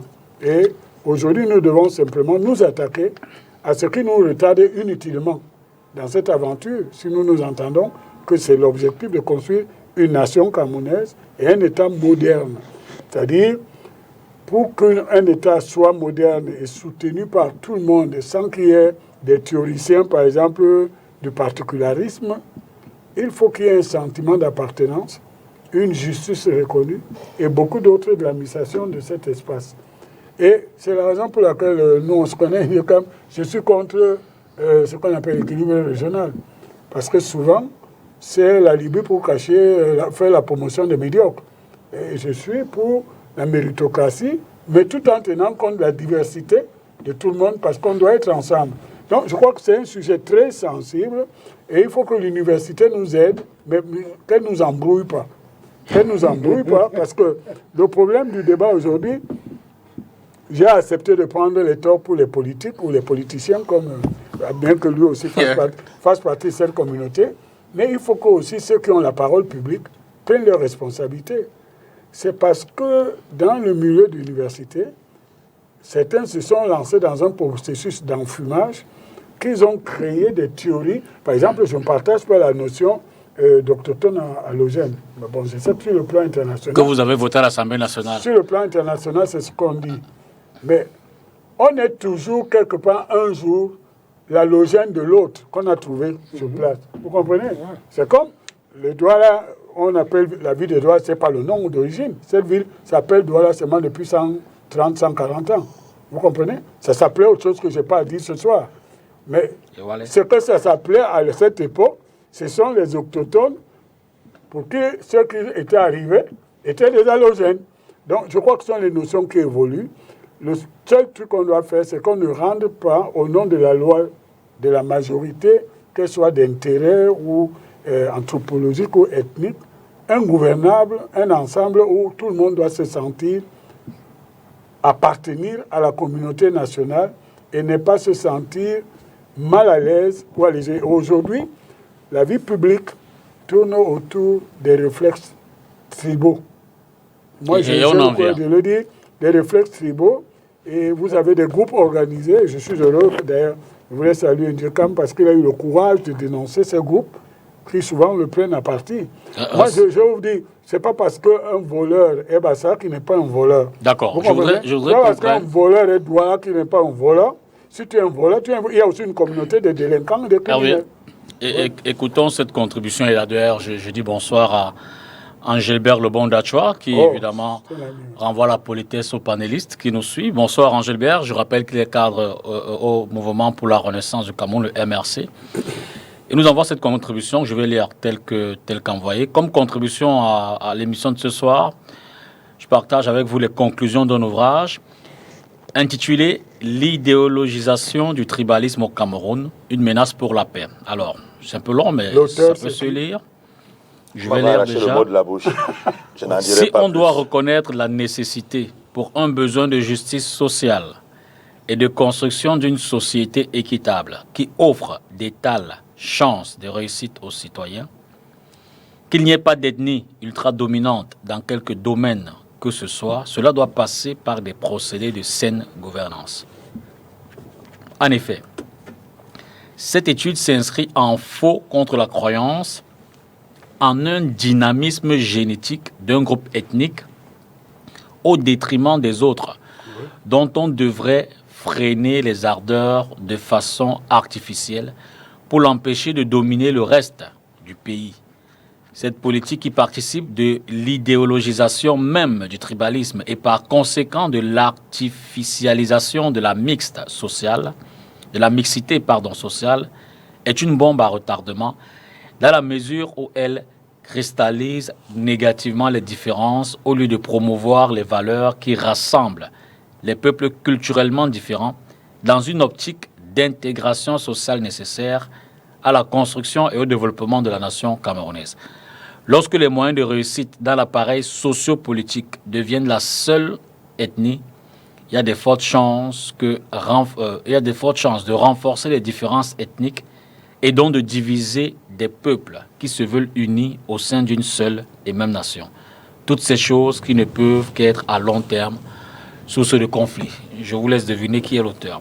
C'est la contribution d'Angélbert. L'auteur, c'est qui? Angélbert, lui, il connaît. Non, moi j'ai assisté à des soutenants, ils imposent aux soutenants de donner et non, l'aîné comme, ce qu'il faut dire, ça c'est les théoriciens du locomotivisme. Et je voudrais qu'on soit clair. Le PCRN que je représente sur ce plateau n'est pas porté vers les particularismes. Je crois qu'au cœur du fédéralisme communautaire, il faut plutôt voir le multiculturalisme. Et je crois qu'on a des pays multiculturels qui sont des exemples de vivre ensemble réussi. Oui, mais qui ne sont pas les États fédéraux. Oui, et le fédéralisme communautaire ne vise pas les États fédéraux. Ah, d'accord. Voilà, ça, il faudrait qu'on soit clair. C'est au moins une avancée ce soir. Et il est important que je le dise. Vous allez créer une république de Boumiébel. Non, il faut lire l'ouvrage. Et peut-être l'occasion m'est donnée pour le faire. Je chute. Parce qu'en réalité, c'est... Allez-y, terminez, Voilà. mais c'est le docteur Luzel Somba qui va avoir la parole à ce moment. Est-ce que le vin Bordeaux n'est pas un vin français? Les Français. Mais il est étiqueté vin Bordeaux. Appellation contrôlée. Appellation Le Code contrôlée. de Provence aussi, c'est... Voilà. Le pain breton s'appelle pain breton. Mais vendu à l'international, c'est un pain français. Mais pourquoi il faut faire cette mauvaise fixation sur des diversités qui ailleurs sont source de développement de ces États et donner l'impression que si demain il y a un tissu qui viendrait de l'Ouest et que ce tissu viendrait avoir une ampleur nationale, on doit pouvoir en avoir honte en estimant que pourquoi ça sortirait de telle région ou de telle... Vous combattez la Non, je ne comprends pas. Non, je dis que... Non, expliquons... Vous aimez le NDOP, c'est un très beau tissu. Oui, mais je dis donc que... Non, je dis donc... Non, ce n'est pas en termes d'imposition. Je veux dire que de savoir qu'il y a une région qui est productrice du NDOP et qui se vend très bien à l'international, au finish, qui gagne? Tout le monde. Tout le monde gagne. Mais ce n'est pas ce que vous dites. Non, c'est ce qu'on dit. Et donc, nous disons que chaque communauté, autant qu'elles sont, ont quelque chose à apporter dans la construction de la nation que nous appelons tous. Et donc, si nous refusons d'accepter que chacune de ces nationalités a quelque chose à apporter pour nous vendre une unité nationale, mais l'unité nationale qu'on veut construire, elle se construit sur la base de quoi? C'est sur la base de la mise en commun de ces nationalités où, comme il a dit, on dégage ce que chacun a de meilleur. Non, essayons de retrouver le temps de parole des uns et des autres. Et donc, pour dire que pour sortir de cet état hors sol, et cette nation qui peine à se mettre en place, et qui peine à se mettre en place, et qui peine à se mettre en place, c'est retourner à ce qui est ontologiquement négro-africain, le fédéralisme. Alors, l'ouvrage que j'ai, bref, l'extrait que j'ai lu tout à l'heure est tiré de l'ouvrage de Charles Legrand, Tchagnono Téné, qui a été publié en janvier 2015. Je rappelle l'idéologisation du tribalisme au Cameroun. Et cet ouvrage, quand vous le lisez, vous comprenez la trajectoire qui est celle de l'auteur, c'est-à-dire marquée par cette civilisation occidentale. Il ne peut porter qu'un regard occidental d'une réalité qui est la nôtre, et ça fausse le débat. L'objectif de cette étude est de décrypter la menace que le tribalisme, donc idéologisé, fait peser sur la paix sociale au Cameroun. Alors, Ambroise, disons, on va essayer de faire des questions de sortie maintenant. Face à la solution. Oui, face donc à la problématique de la communauté, du communautarisme, et même on peut faire une confusion, puisque tout ça va plus ou moins de pair, de la tribalité, du tribalisme. Hervé, je le rappelle, avec insistance, Dieu comme Tchameni après, relever le pan de l'instrumentalisation politique. Alors, quelle inspiration peut-on avoir? Quelle structuration que l'État peut mettre en place, que la gouvernance peut mettre en place pour s'appuyer sur nos communautés afin de construire justement un État unitaire, décentralisé, de la communauté à l'État. Je veux dire, quel est le chemin, quel est le pont, quelle est la trajectoire que l'on prend? Mais Dipita, je vous réponds directement. La Constitution, son article 2, alinéa 1, dit que le Cameroun est une république unitaire décentralisée. Une fois que vous l'avez dit, vous avez l'impression que la question... Vous avez l'impression que tout est fini? Non, je suis d'abord normativiste. Voilà. Je vous réponds d'abord par la loi en présence. Maintenant, je voudrais vous dire une chose. Toujours partant de la Constitution, on vous dit que le Cameroun est un État-nation. Et maintenant, dans l'État-nation, cela veut dire que l'État a précédé la nation. Du moins, il y a d'abord eu l'État Et nous sommes aujourd'hui dans une logique de construction permanente de la nation. Et comme le disait Renan, la nation tient sur des éléments subjectifs tels que le vivre ensemble collectif, un passé commun. Et quand on regarde bien tout cela, cela se conjugue bien dans les réalités camerounaises. Si vous voyez aujourd'hui, quand vous prenez sur le plan culinaire, mais vous voyez aujourd'hui, moi je suis du bas, mais je mange du taro comme si j'étais de l'Ouest. La femme est de l'Ouest. Voilà. Bon, parfois je mets les sarrés, on dit je ressemble à un chef traditionnel de Bafou, ainsi de suite. Donc sur le plan, j'allais dire culinaire, culturel, musical, on voit que les Camerounais sont unis. Mais maintenant, qu'est-ce qui peut être à l'origine, qu'est-ce qui peut fragiliser cet État unitaire qui est bâti autour de la cohésion nationale et de l'unité, ou si vous voulez, de la citoyenneté camerounaise. Maintenant, on dira que, on verra qu'à cela, il faudrait qu'on se structure autour des notions telles que la tolérance à autrui, le respect, justement, de l'institution qu'est l'État. Parce que, vous l'avez dit aujourd'hui, c'est l'État qui doit juridiquement organiser la société et mettre en présence des lois de qualité pour justement éviter qu'il y ait des concepts discriminants comme ceux que je venais d'évoquer tout à l'heure, comme l'allogénie et l'autochtonie. Qui existe ailleurs, qui marche, docteur Luison. Oui, qui existe, mais chez nous c'est très compliqué. Écoutez, c'est justement même le président de la République, Paul Biya, qui disait que c'est notre diversité qui fait notre richesse. Mais curieusement, aujourd'hui, cette diversité est fragilisée par, je vais prendre un exemple, voilà une crise que nous vivons du côté du nord et du sud, et surtout par les replis identitaires. Quelqu'un me faisait remarquer, monsieur grand frère Emmanuel Comme, que quand il regarde l'équipe de Lyon, il n'y a pas un joueur originaire de l'Est. Parce qu'il ne joue pas encore au football. Voilà. Vous voyez un peu d'où, vous voyez à quel niveau les gens peuvent porter des considérations. C'est-à-dire qu'il regarde l'équipe nationale, même si on gagne, il va dire que mais c'est pas possible, mais le Cameroun a gagné, mais on n'a pas, je suis de l'Est, mais il n'y a personne, aucun joueur qui vient de l'Est. Donc c'est pour dire quoi, M. Dupita. C'est un sujet extrêmement sensible qui a, entre nous les universités, créé une controverse à nul autre pareil. On ne s'est jamais entendu, l'unanimité ne s'est jamais dégagée. C'est pourquoi moi je voudrais que au rôle de la communauté, on substitue le rôle de la citoyenneté dans l'État unitaire. C'est un autre débat. Ah, mais là, maintenant, on va transcender les questions ethniques, les questions de communauté, pour revenir sur la logique de la citoyenneté. S'il te plaît. Vous avez demandé qu'on Normalement, Dieu comme celui d'abord. S'il faut qu'on réagisse. Oui, gardez ça. Dieu comme d'abord. Je voudrais dire une chose. Il existe parfois une confusion entre préjugés ethniques ou tribal et tribalisme. Exact. De la même manière, au niveau mondial, on confond préjugés raciaux et racisme.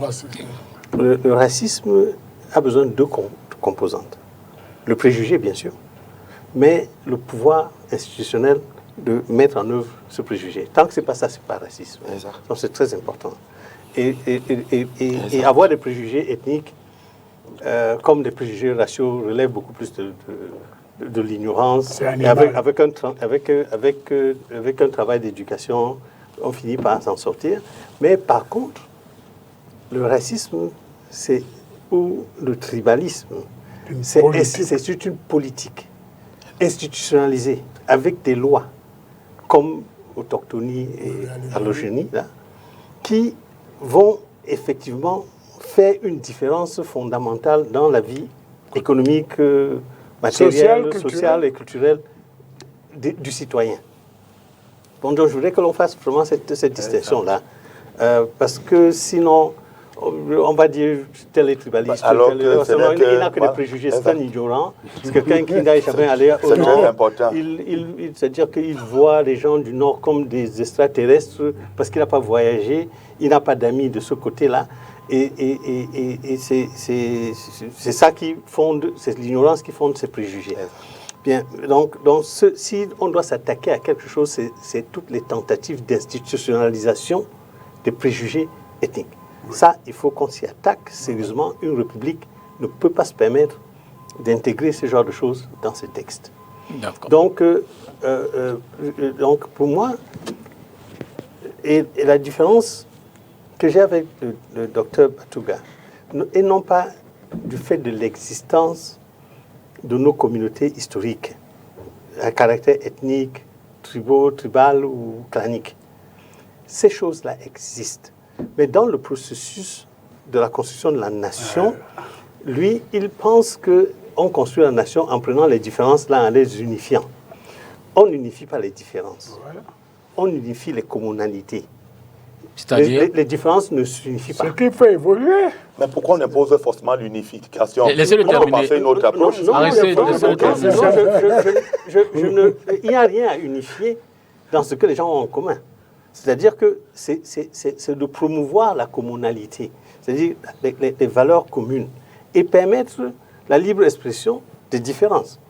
C'est-à-dire que le rôle de l'État central, moi je trouve dommage que les chefs d'État africains passent 90% de leur temps, au lieu d'aller voir comment ils peuvent conquérir l'Europe, chercher des ressources là-bas pour les ramener dans leur pays, ils passent le temps à gérer les questions des disputes entre le chef de 3e degré, tel endroit, et des histoires comme ça, à faire de l'équilibre régional, etc. C'est le piège dans lequel on tombe chaque fois qu'on essaie de politiser les ethnies naturelles, anthropologiques, etc.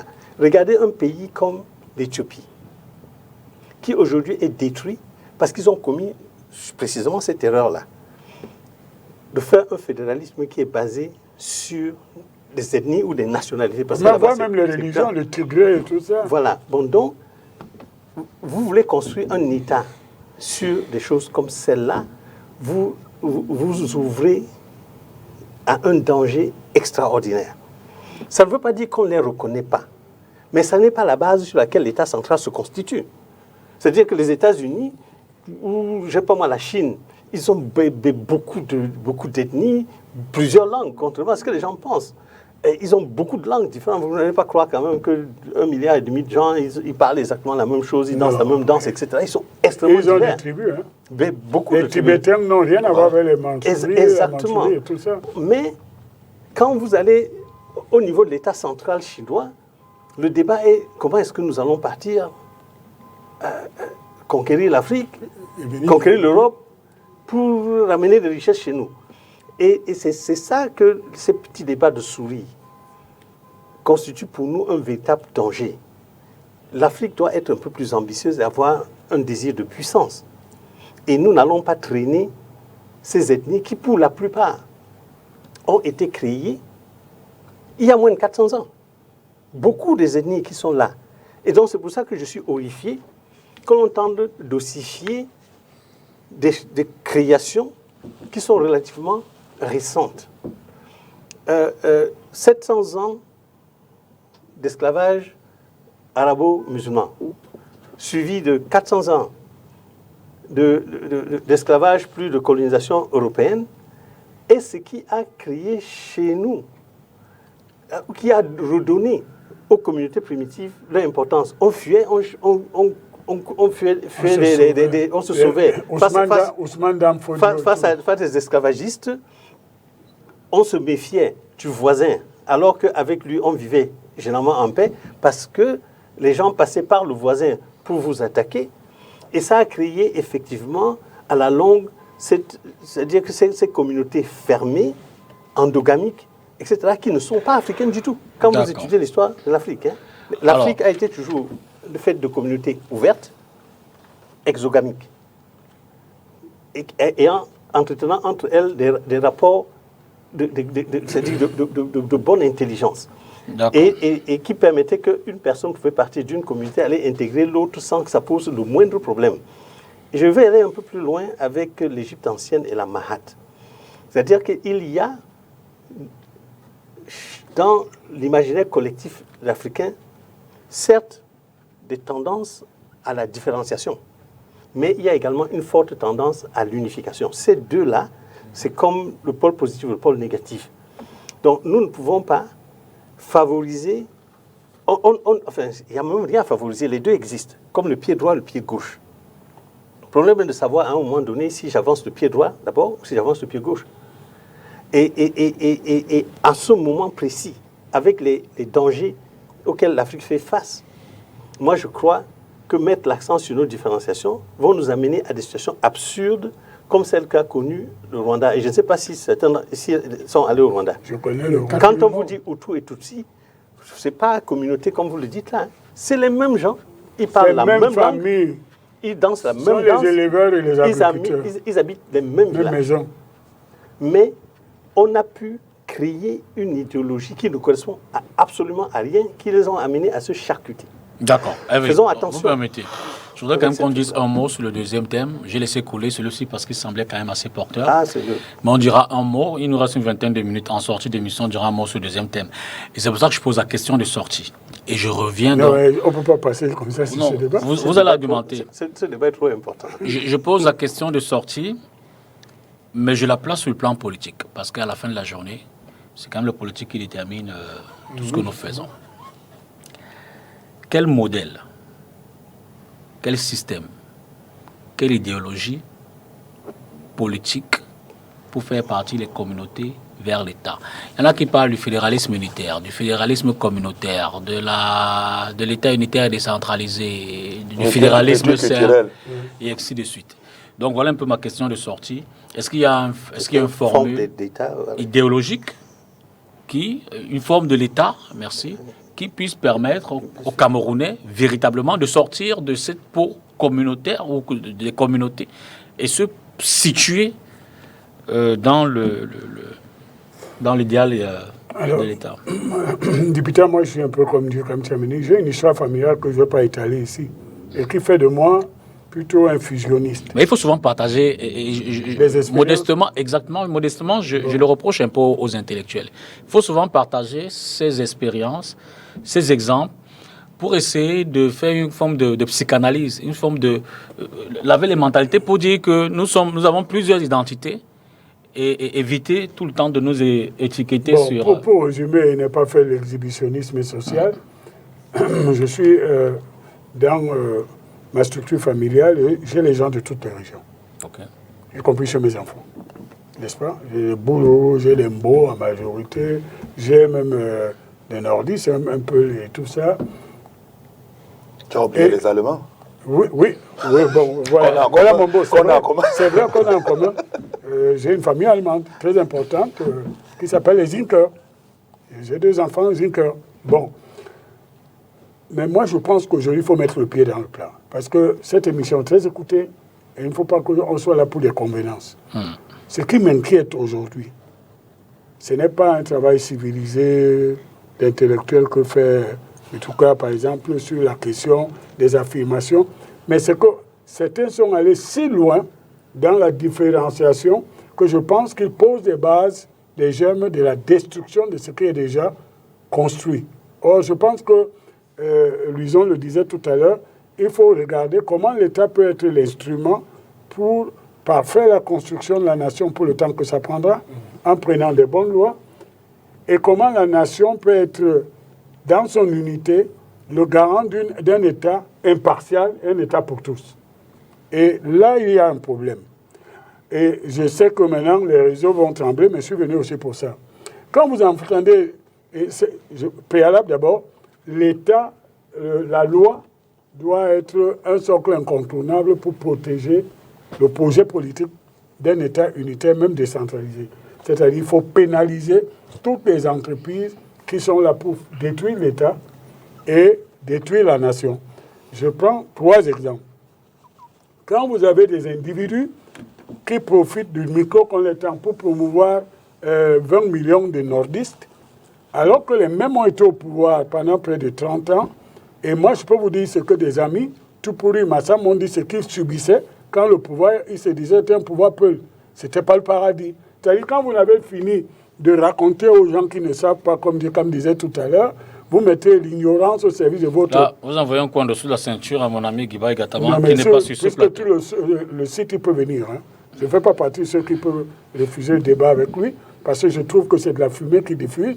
Mais ce qui est dangereux, elle m'intéresse que parce qu'elle est dangereuse. Quand vous avez des conférences All Bamileke Convention qu'on va tenir quelque part, je ne comprends pas.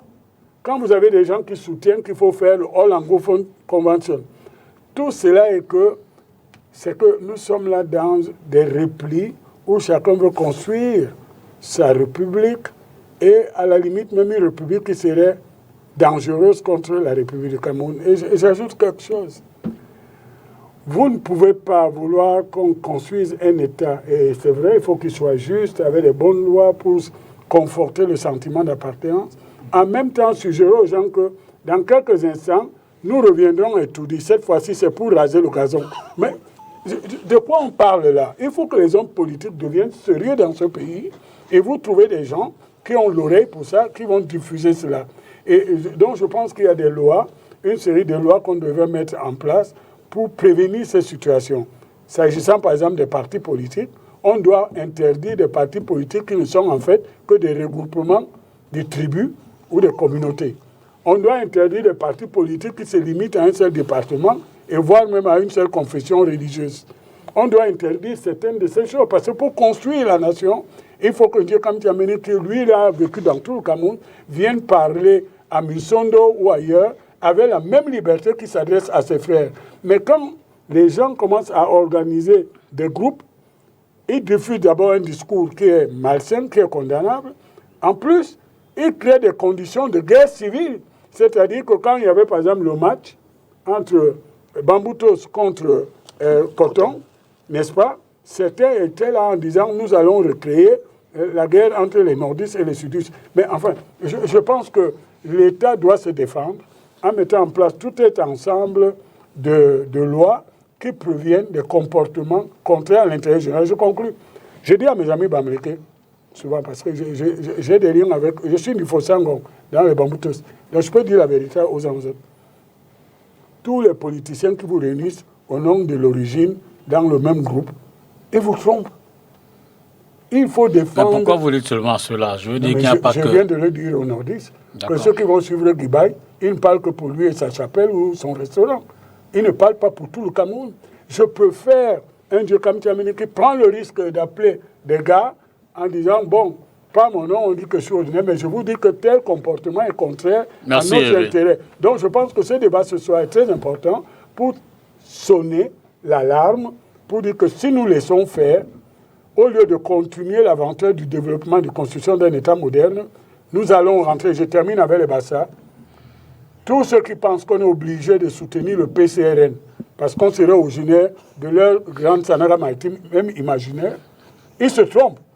Parce que pour que le PCRN arrive là, ils sont venus sur les cadavres de l'UPC qui lui-même est encore en état d'agonie avancée. Donc moi je pense qu'il faut avoir le courage de commencer à dénoncer tous ces groupes-là qui se servent de l'argent public et d'ailleurs et des moyens qu'on leur donne pour détruire la nation et l'État camerounais. C'est inacceptable. Angébel Lebon-Diatou a dit, je cite, « Je partage entièrement le point de vue d'Hervé. » Nous avons une unité de vue. Il a parfaitement raison. C'est un ami. C'est pour ça que je suis son ami. Vous avez une unité de vue idéologique aussi? Je peux vous dire qu'Angélbert est un progressiste. Est un très grand progressiste. C'est un humaniste, un progressiste. Il ne va pas suivre Kamto dans les réunions animées par, je ne sais pas, Zongang, qui avait appelé la Ligue... Bon. Il doit le suivre pour ce qui ne me posez pas droit de réponse. Quand Dieu Cap Chameni sur la conclusion sur ce premier débat avec Emmanuel Je ne voudrais pas que mon cher ami Hervé Emmanuel Com s'en sorte à bon compte ce soir. Ça sortira pas. Le procureur. Et j'ai bien situé la dernière question. La démarche idéologique, politique, entre communauté et puis État. Absolument. Unitaire. Parce que je n'ai entendu nulle part sa reconnaissance de l'échec de la politique de son parti. Non, parce que si on se retrouve, ici, là, je le reconnais, alors je passe... Non. Le RDPC n'a pas échoué. Il pouvait faire mieux. Non, ne déraille pas, cher ami. Il n'a pas échoué, mais il pouvait faire mieux. Il peut faire mieux. Il a eu 9,5 sur 20. Sur 20, il peut avoir 11 ou 12. Il peut faire mieux. D'ailleurs, le deuxième sujet, c'est de ça qu'il s'agit. Bon, d'accord. Pas beaucoup. Je vais y passer rapidement pour dire que si on est dans cet état calamiteux, il faut dire que quelqu'un a apporté une responsabilité quelque part et que, de mon point de vue, la forme de l'État n'a pas une influence directe dans la solution de l'intégration de communautés. Il faut faire très attention de ne pas mélanger tout ça. Okay. Parce que certains pensent qu'il faut absolument un État fédéral pour résoudre des problèmes de communauté qui existent. L'État fédéral peut être une solution, si les gens le veulent, mais un État unitaire décentralisé peut tout aussi bien faire l'affaire. Je ne veux pas faire du fétichisme au niveau de la forme de l'État. Par contre, on ne peut pas jouer avec la nature de l'État. Voilà. C'est-à-dire que c'est de quel État on parle. Est-ce que c'est un État au service l'État social de sa population, ou bien c'est un État néocolonial au service des puissances étrangères? Est-ce que c'est un État qui est compatissant?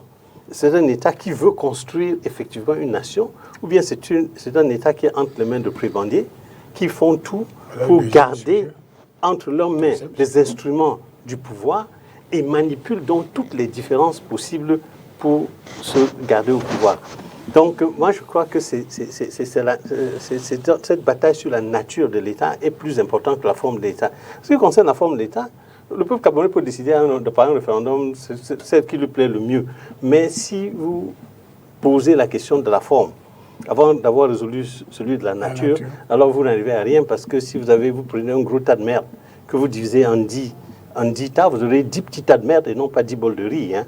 Donc ça doit être clair. Bon, donc maintenant, comment est-ce que l'État, donc, qui lui a décidé de construire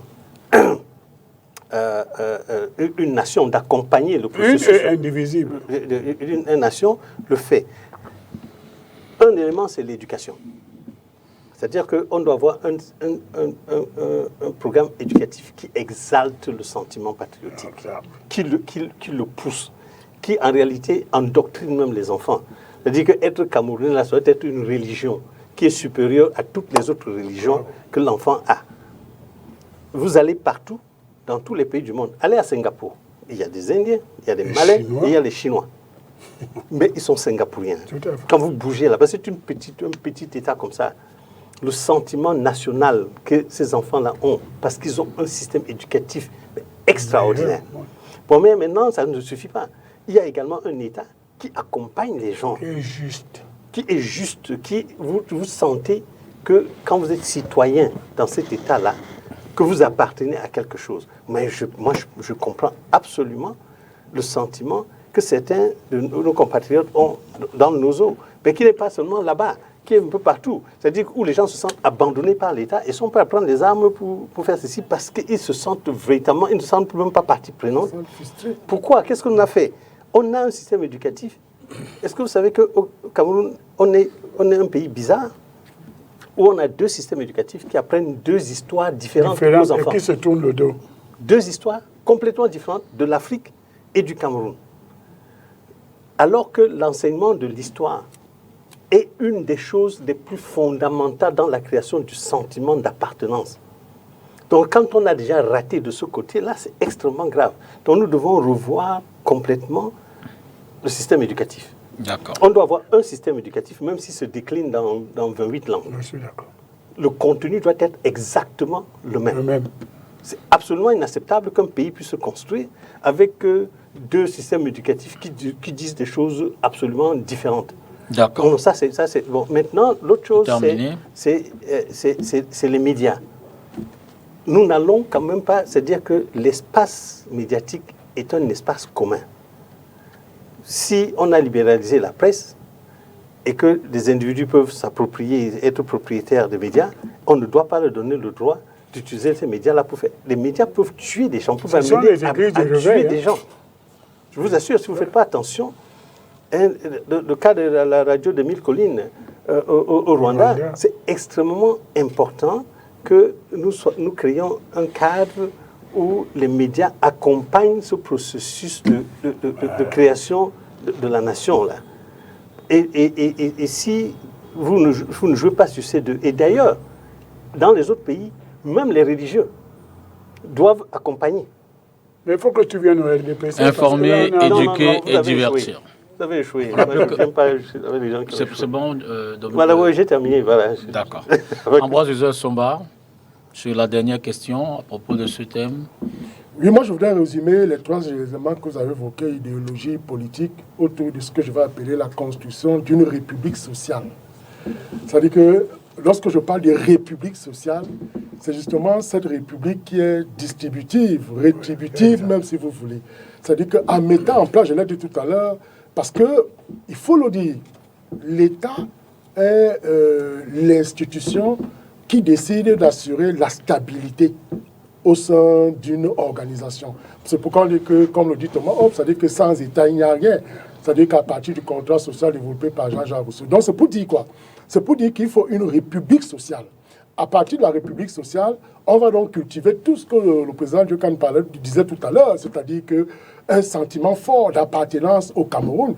Parce que vous avez souvent constaté que lorsqu'il y a des débats, on l'a parlé aux médias, sur les plans des médias, vous avez vous rendre compte qu'il y a certains, en fait, qui ramènent des débats à des questions tribales. Et c'est en cela que ça devient gênant. Le corps sportif est devenu... Voilà.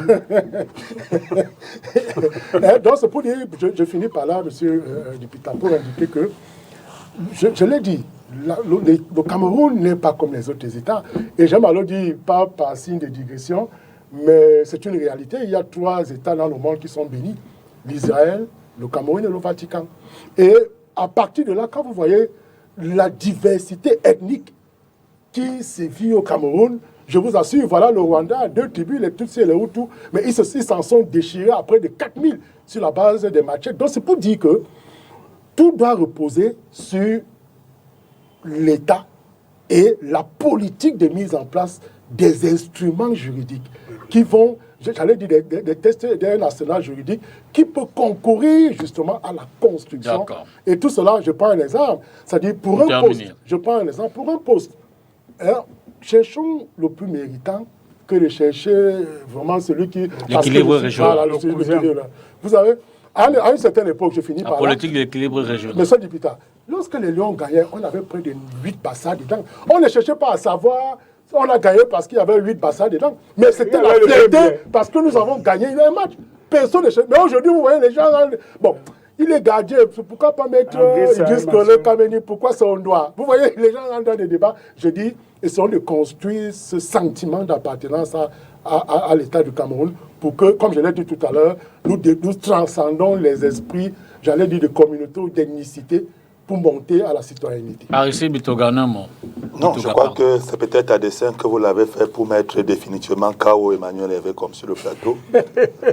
Parce que lorsqu'il appelle... à cette loi qui bannirait les partis tribaux au Cameroun. Je crois que le RDPC est la manifestation même du parti tribal. Et qui peut expliquer, je suis très sérieux, l'aîné, et qui peut expliquer que quelqu'un gagne une présidentielle avec 7 minutes de campagne présidentielle. Et si c'est le peuple qui le veut? On a déjà eu ce débat, toi et moi. Le peuple tribal, c'est ce que tu veux dire. Parce que vous avez 1 minute. Vous avez 1 minute pour la conclusion. Parce que lorsqu'il a fait ces 7 minutes à Marois, chaque appareil tribal rentre donc chez lui et va donc vendre donc la tribalité là-bas pour dire aux gens, s'il n'est pas réélu, sachez que vous perdez. Non, vous perdez le ministre, vous perdez le DG, vous perdez. Et vous avez donc des gens qui votent depuis 30 ans un individu. Merci, Aristide. Et nous tous sommes conscients que ça ne va pas. Je vais chuter pour dire que la République, et c'est intéressant ce qu'elle veut dire, la République ne saurait s'accommoder du pouvoir traditionnel.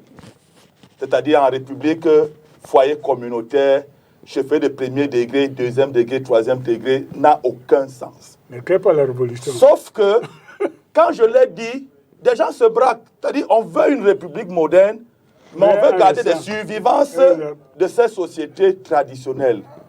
Parce que, où est-ce que s'applique le pouvoir traditionnel? Le pouvoir traditionnel s'applique dans la communauté. Il ne s'applique pas dans la République. Oui, exact. Est-ce que nous sommes donc prêts donc à tuer, entre guillemets, nos chefs, nos chefferies et ce pouvoir traditionnel qui cohabite de manière incestueuse avec la République? Il me semble que cette question, beaucoup ne veulent pas la répondre, mais veulent une république qui, à la réalité, ne correspond pas à ce qui se fait dans la pratique. Un mot. Et donc, je suis pour dire, il y a des modèles culturels d'État qui ne sont pas des calamités. Le Canada en est un, l'Espagne en est un, la Suisse, l'Allemagne sont autant de pays où il y a un modèle multiculturel qui est mis en place et qui profite à ces pays. Et donc, le Cameroun ne sortirait pas du lot si nous allons vers un modèle fédéral qui met en avant les communautés dans un processus en un mois, chacun de vous, d'intégration nationale. on fera certainement ce débat. Évidemment, on l'a laissé couler, parce que je pense que la première problématique avait une telle importance qu'il était bien d'essayer d'épuiser le maximum, même si on n'a pas tout fait, le maximum de points est relatif.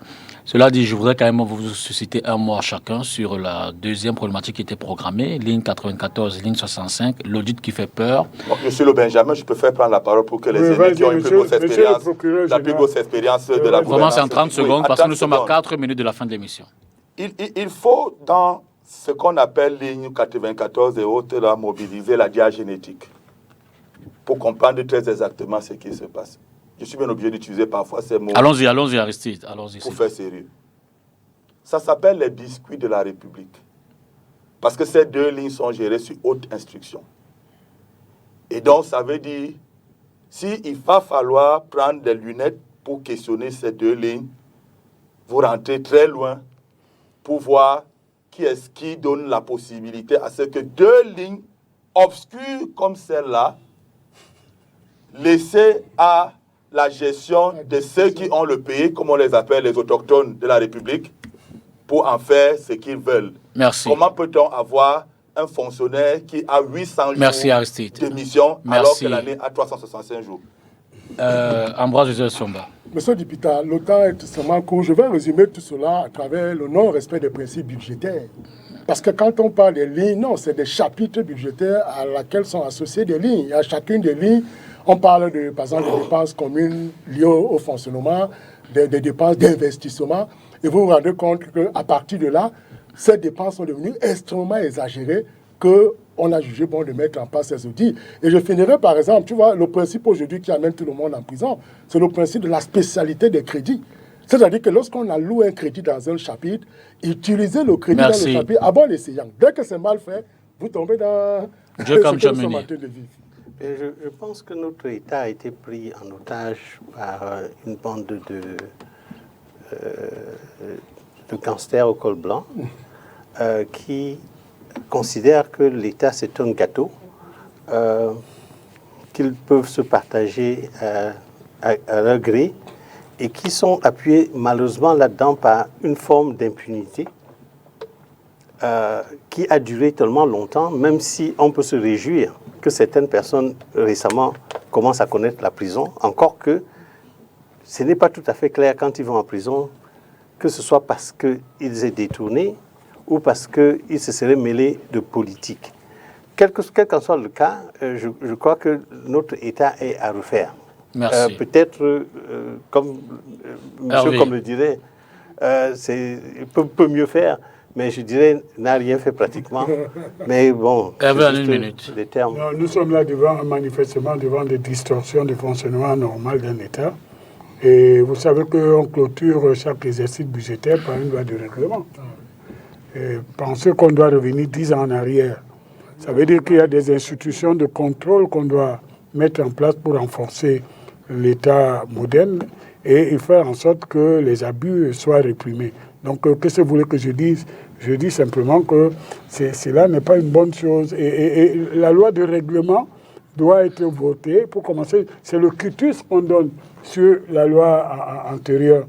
Et si vous revenez 10 ans en arrière, il y a un problème. Donc, merci. Nous sommes là devant une situation qui nous interpelle tous. Il faut moderniser les centres de contrôle, les instruments de contrôle de gestion du budget. Aristide Butogan, Jokam Chamini, avec Emmanuel Com, Ambroise Joseph Somba, merci sincèrement d'avoir vraiment porté du vôtre. Je vais partager une citation d'un auteur, Loisel, qui disait que c'est lui qui a mangé loi du roi, même 100 ans plus tard, rendra les plumes. Wow. Bonsoir, au revoir à la maison et à mardi prochain pour une autre édition de Cartes sur table. Ah oui, puisqu'on peut revenir. Danger.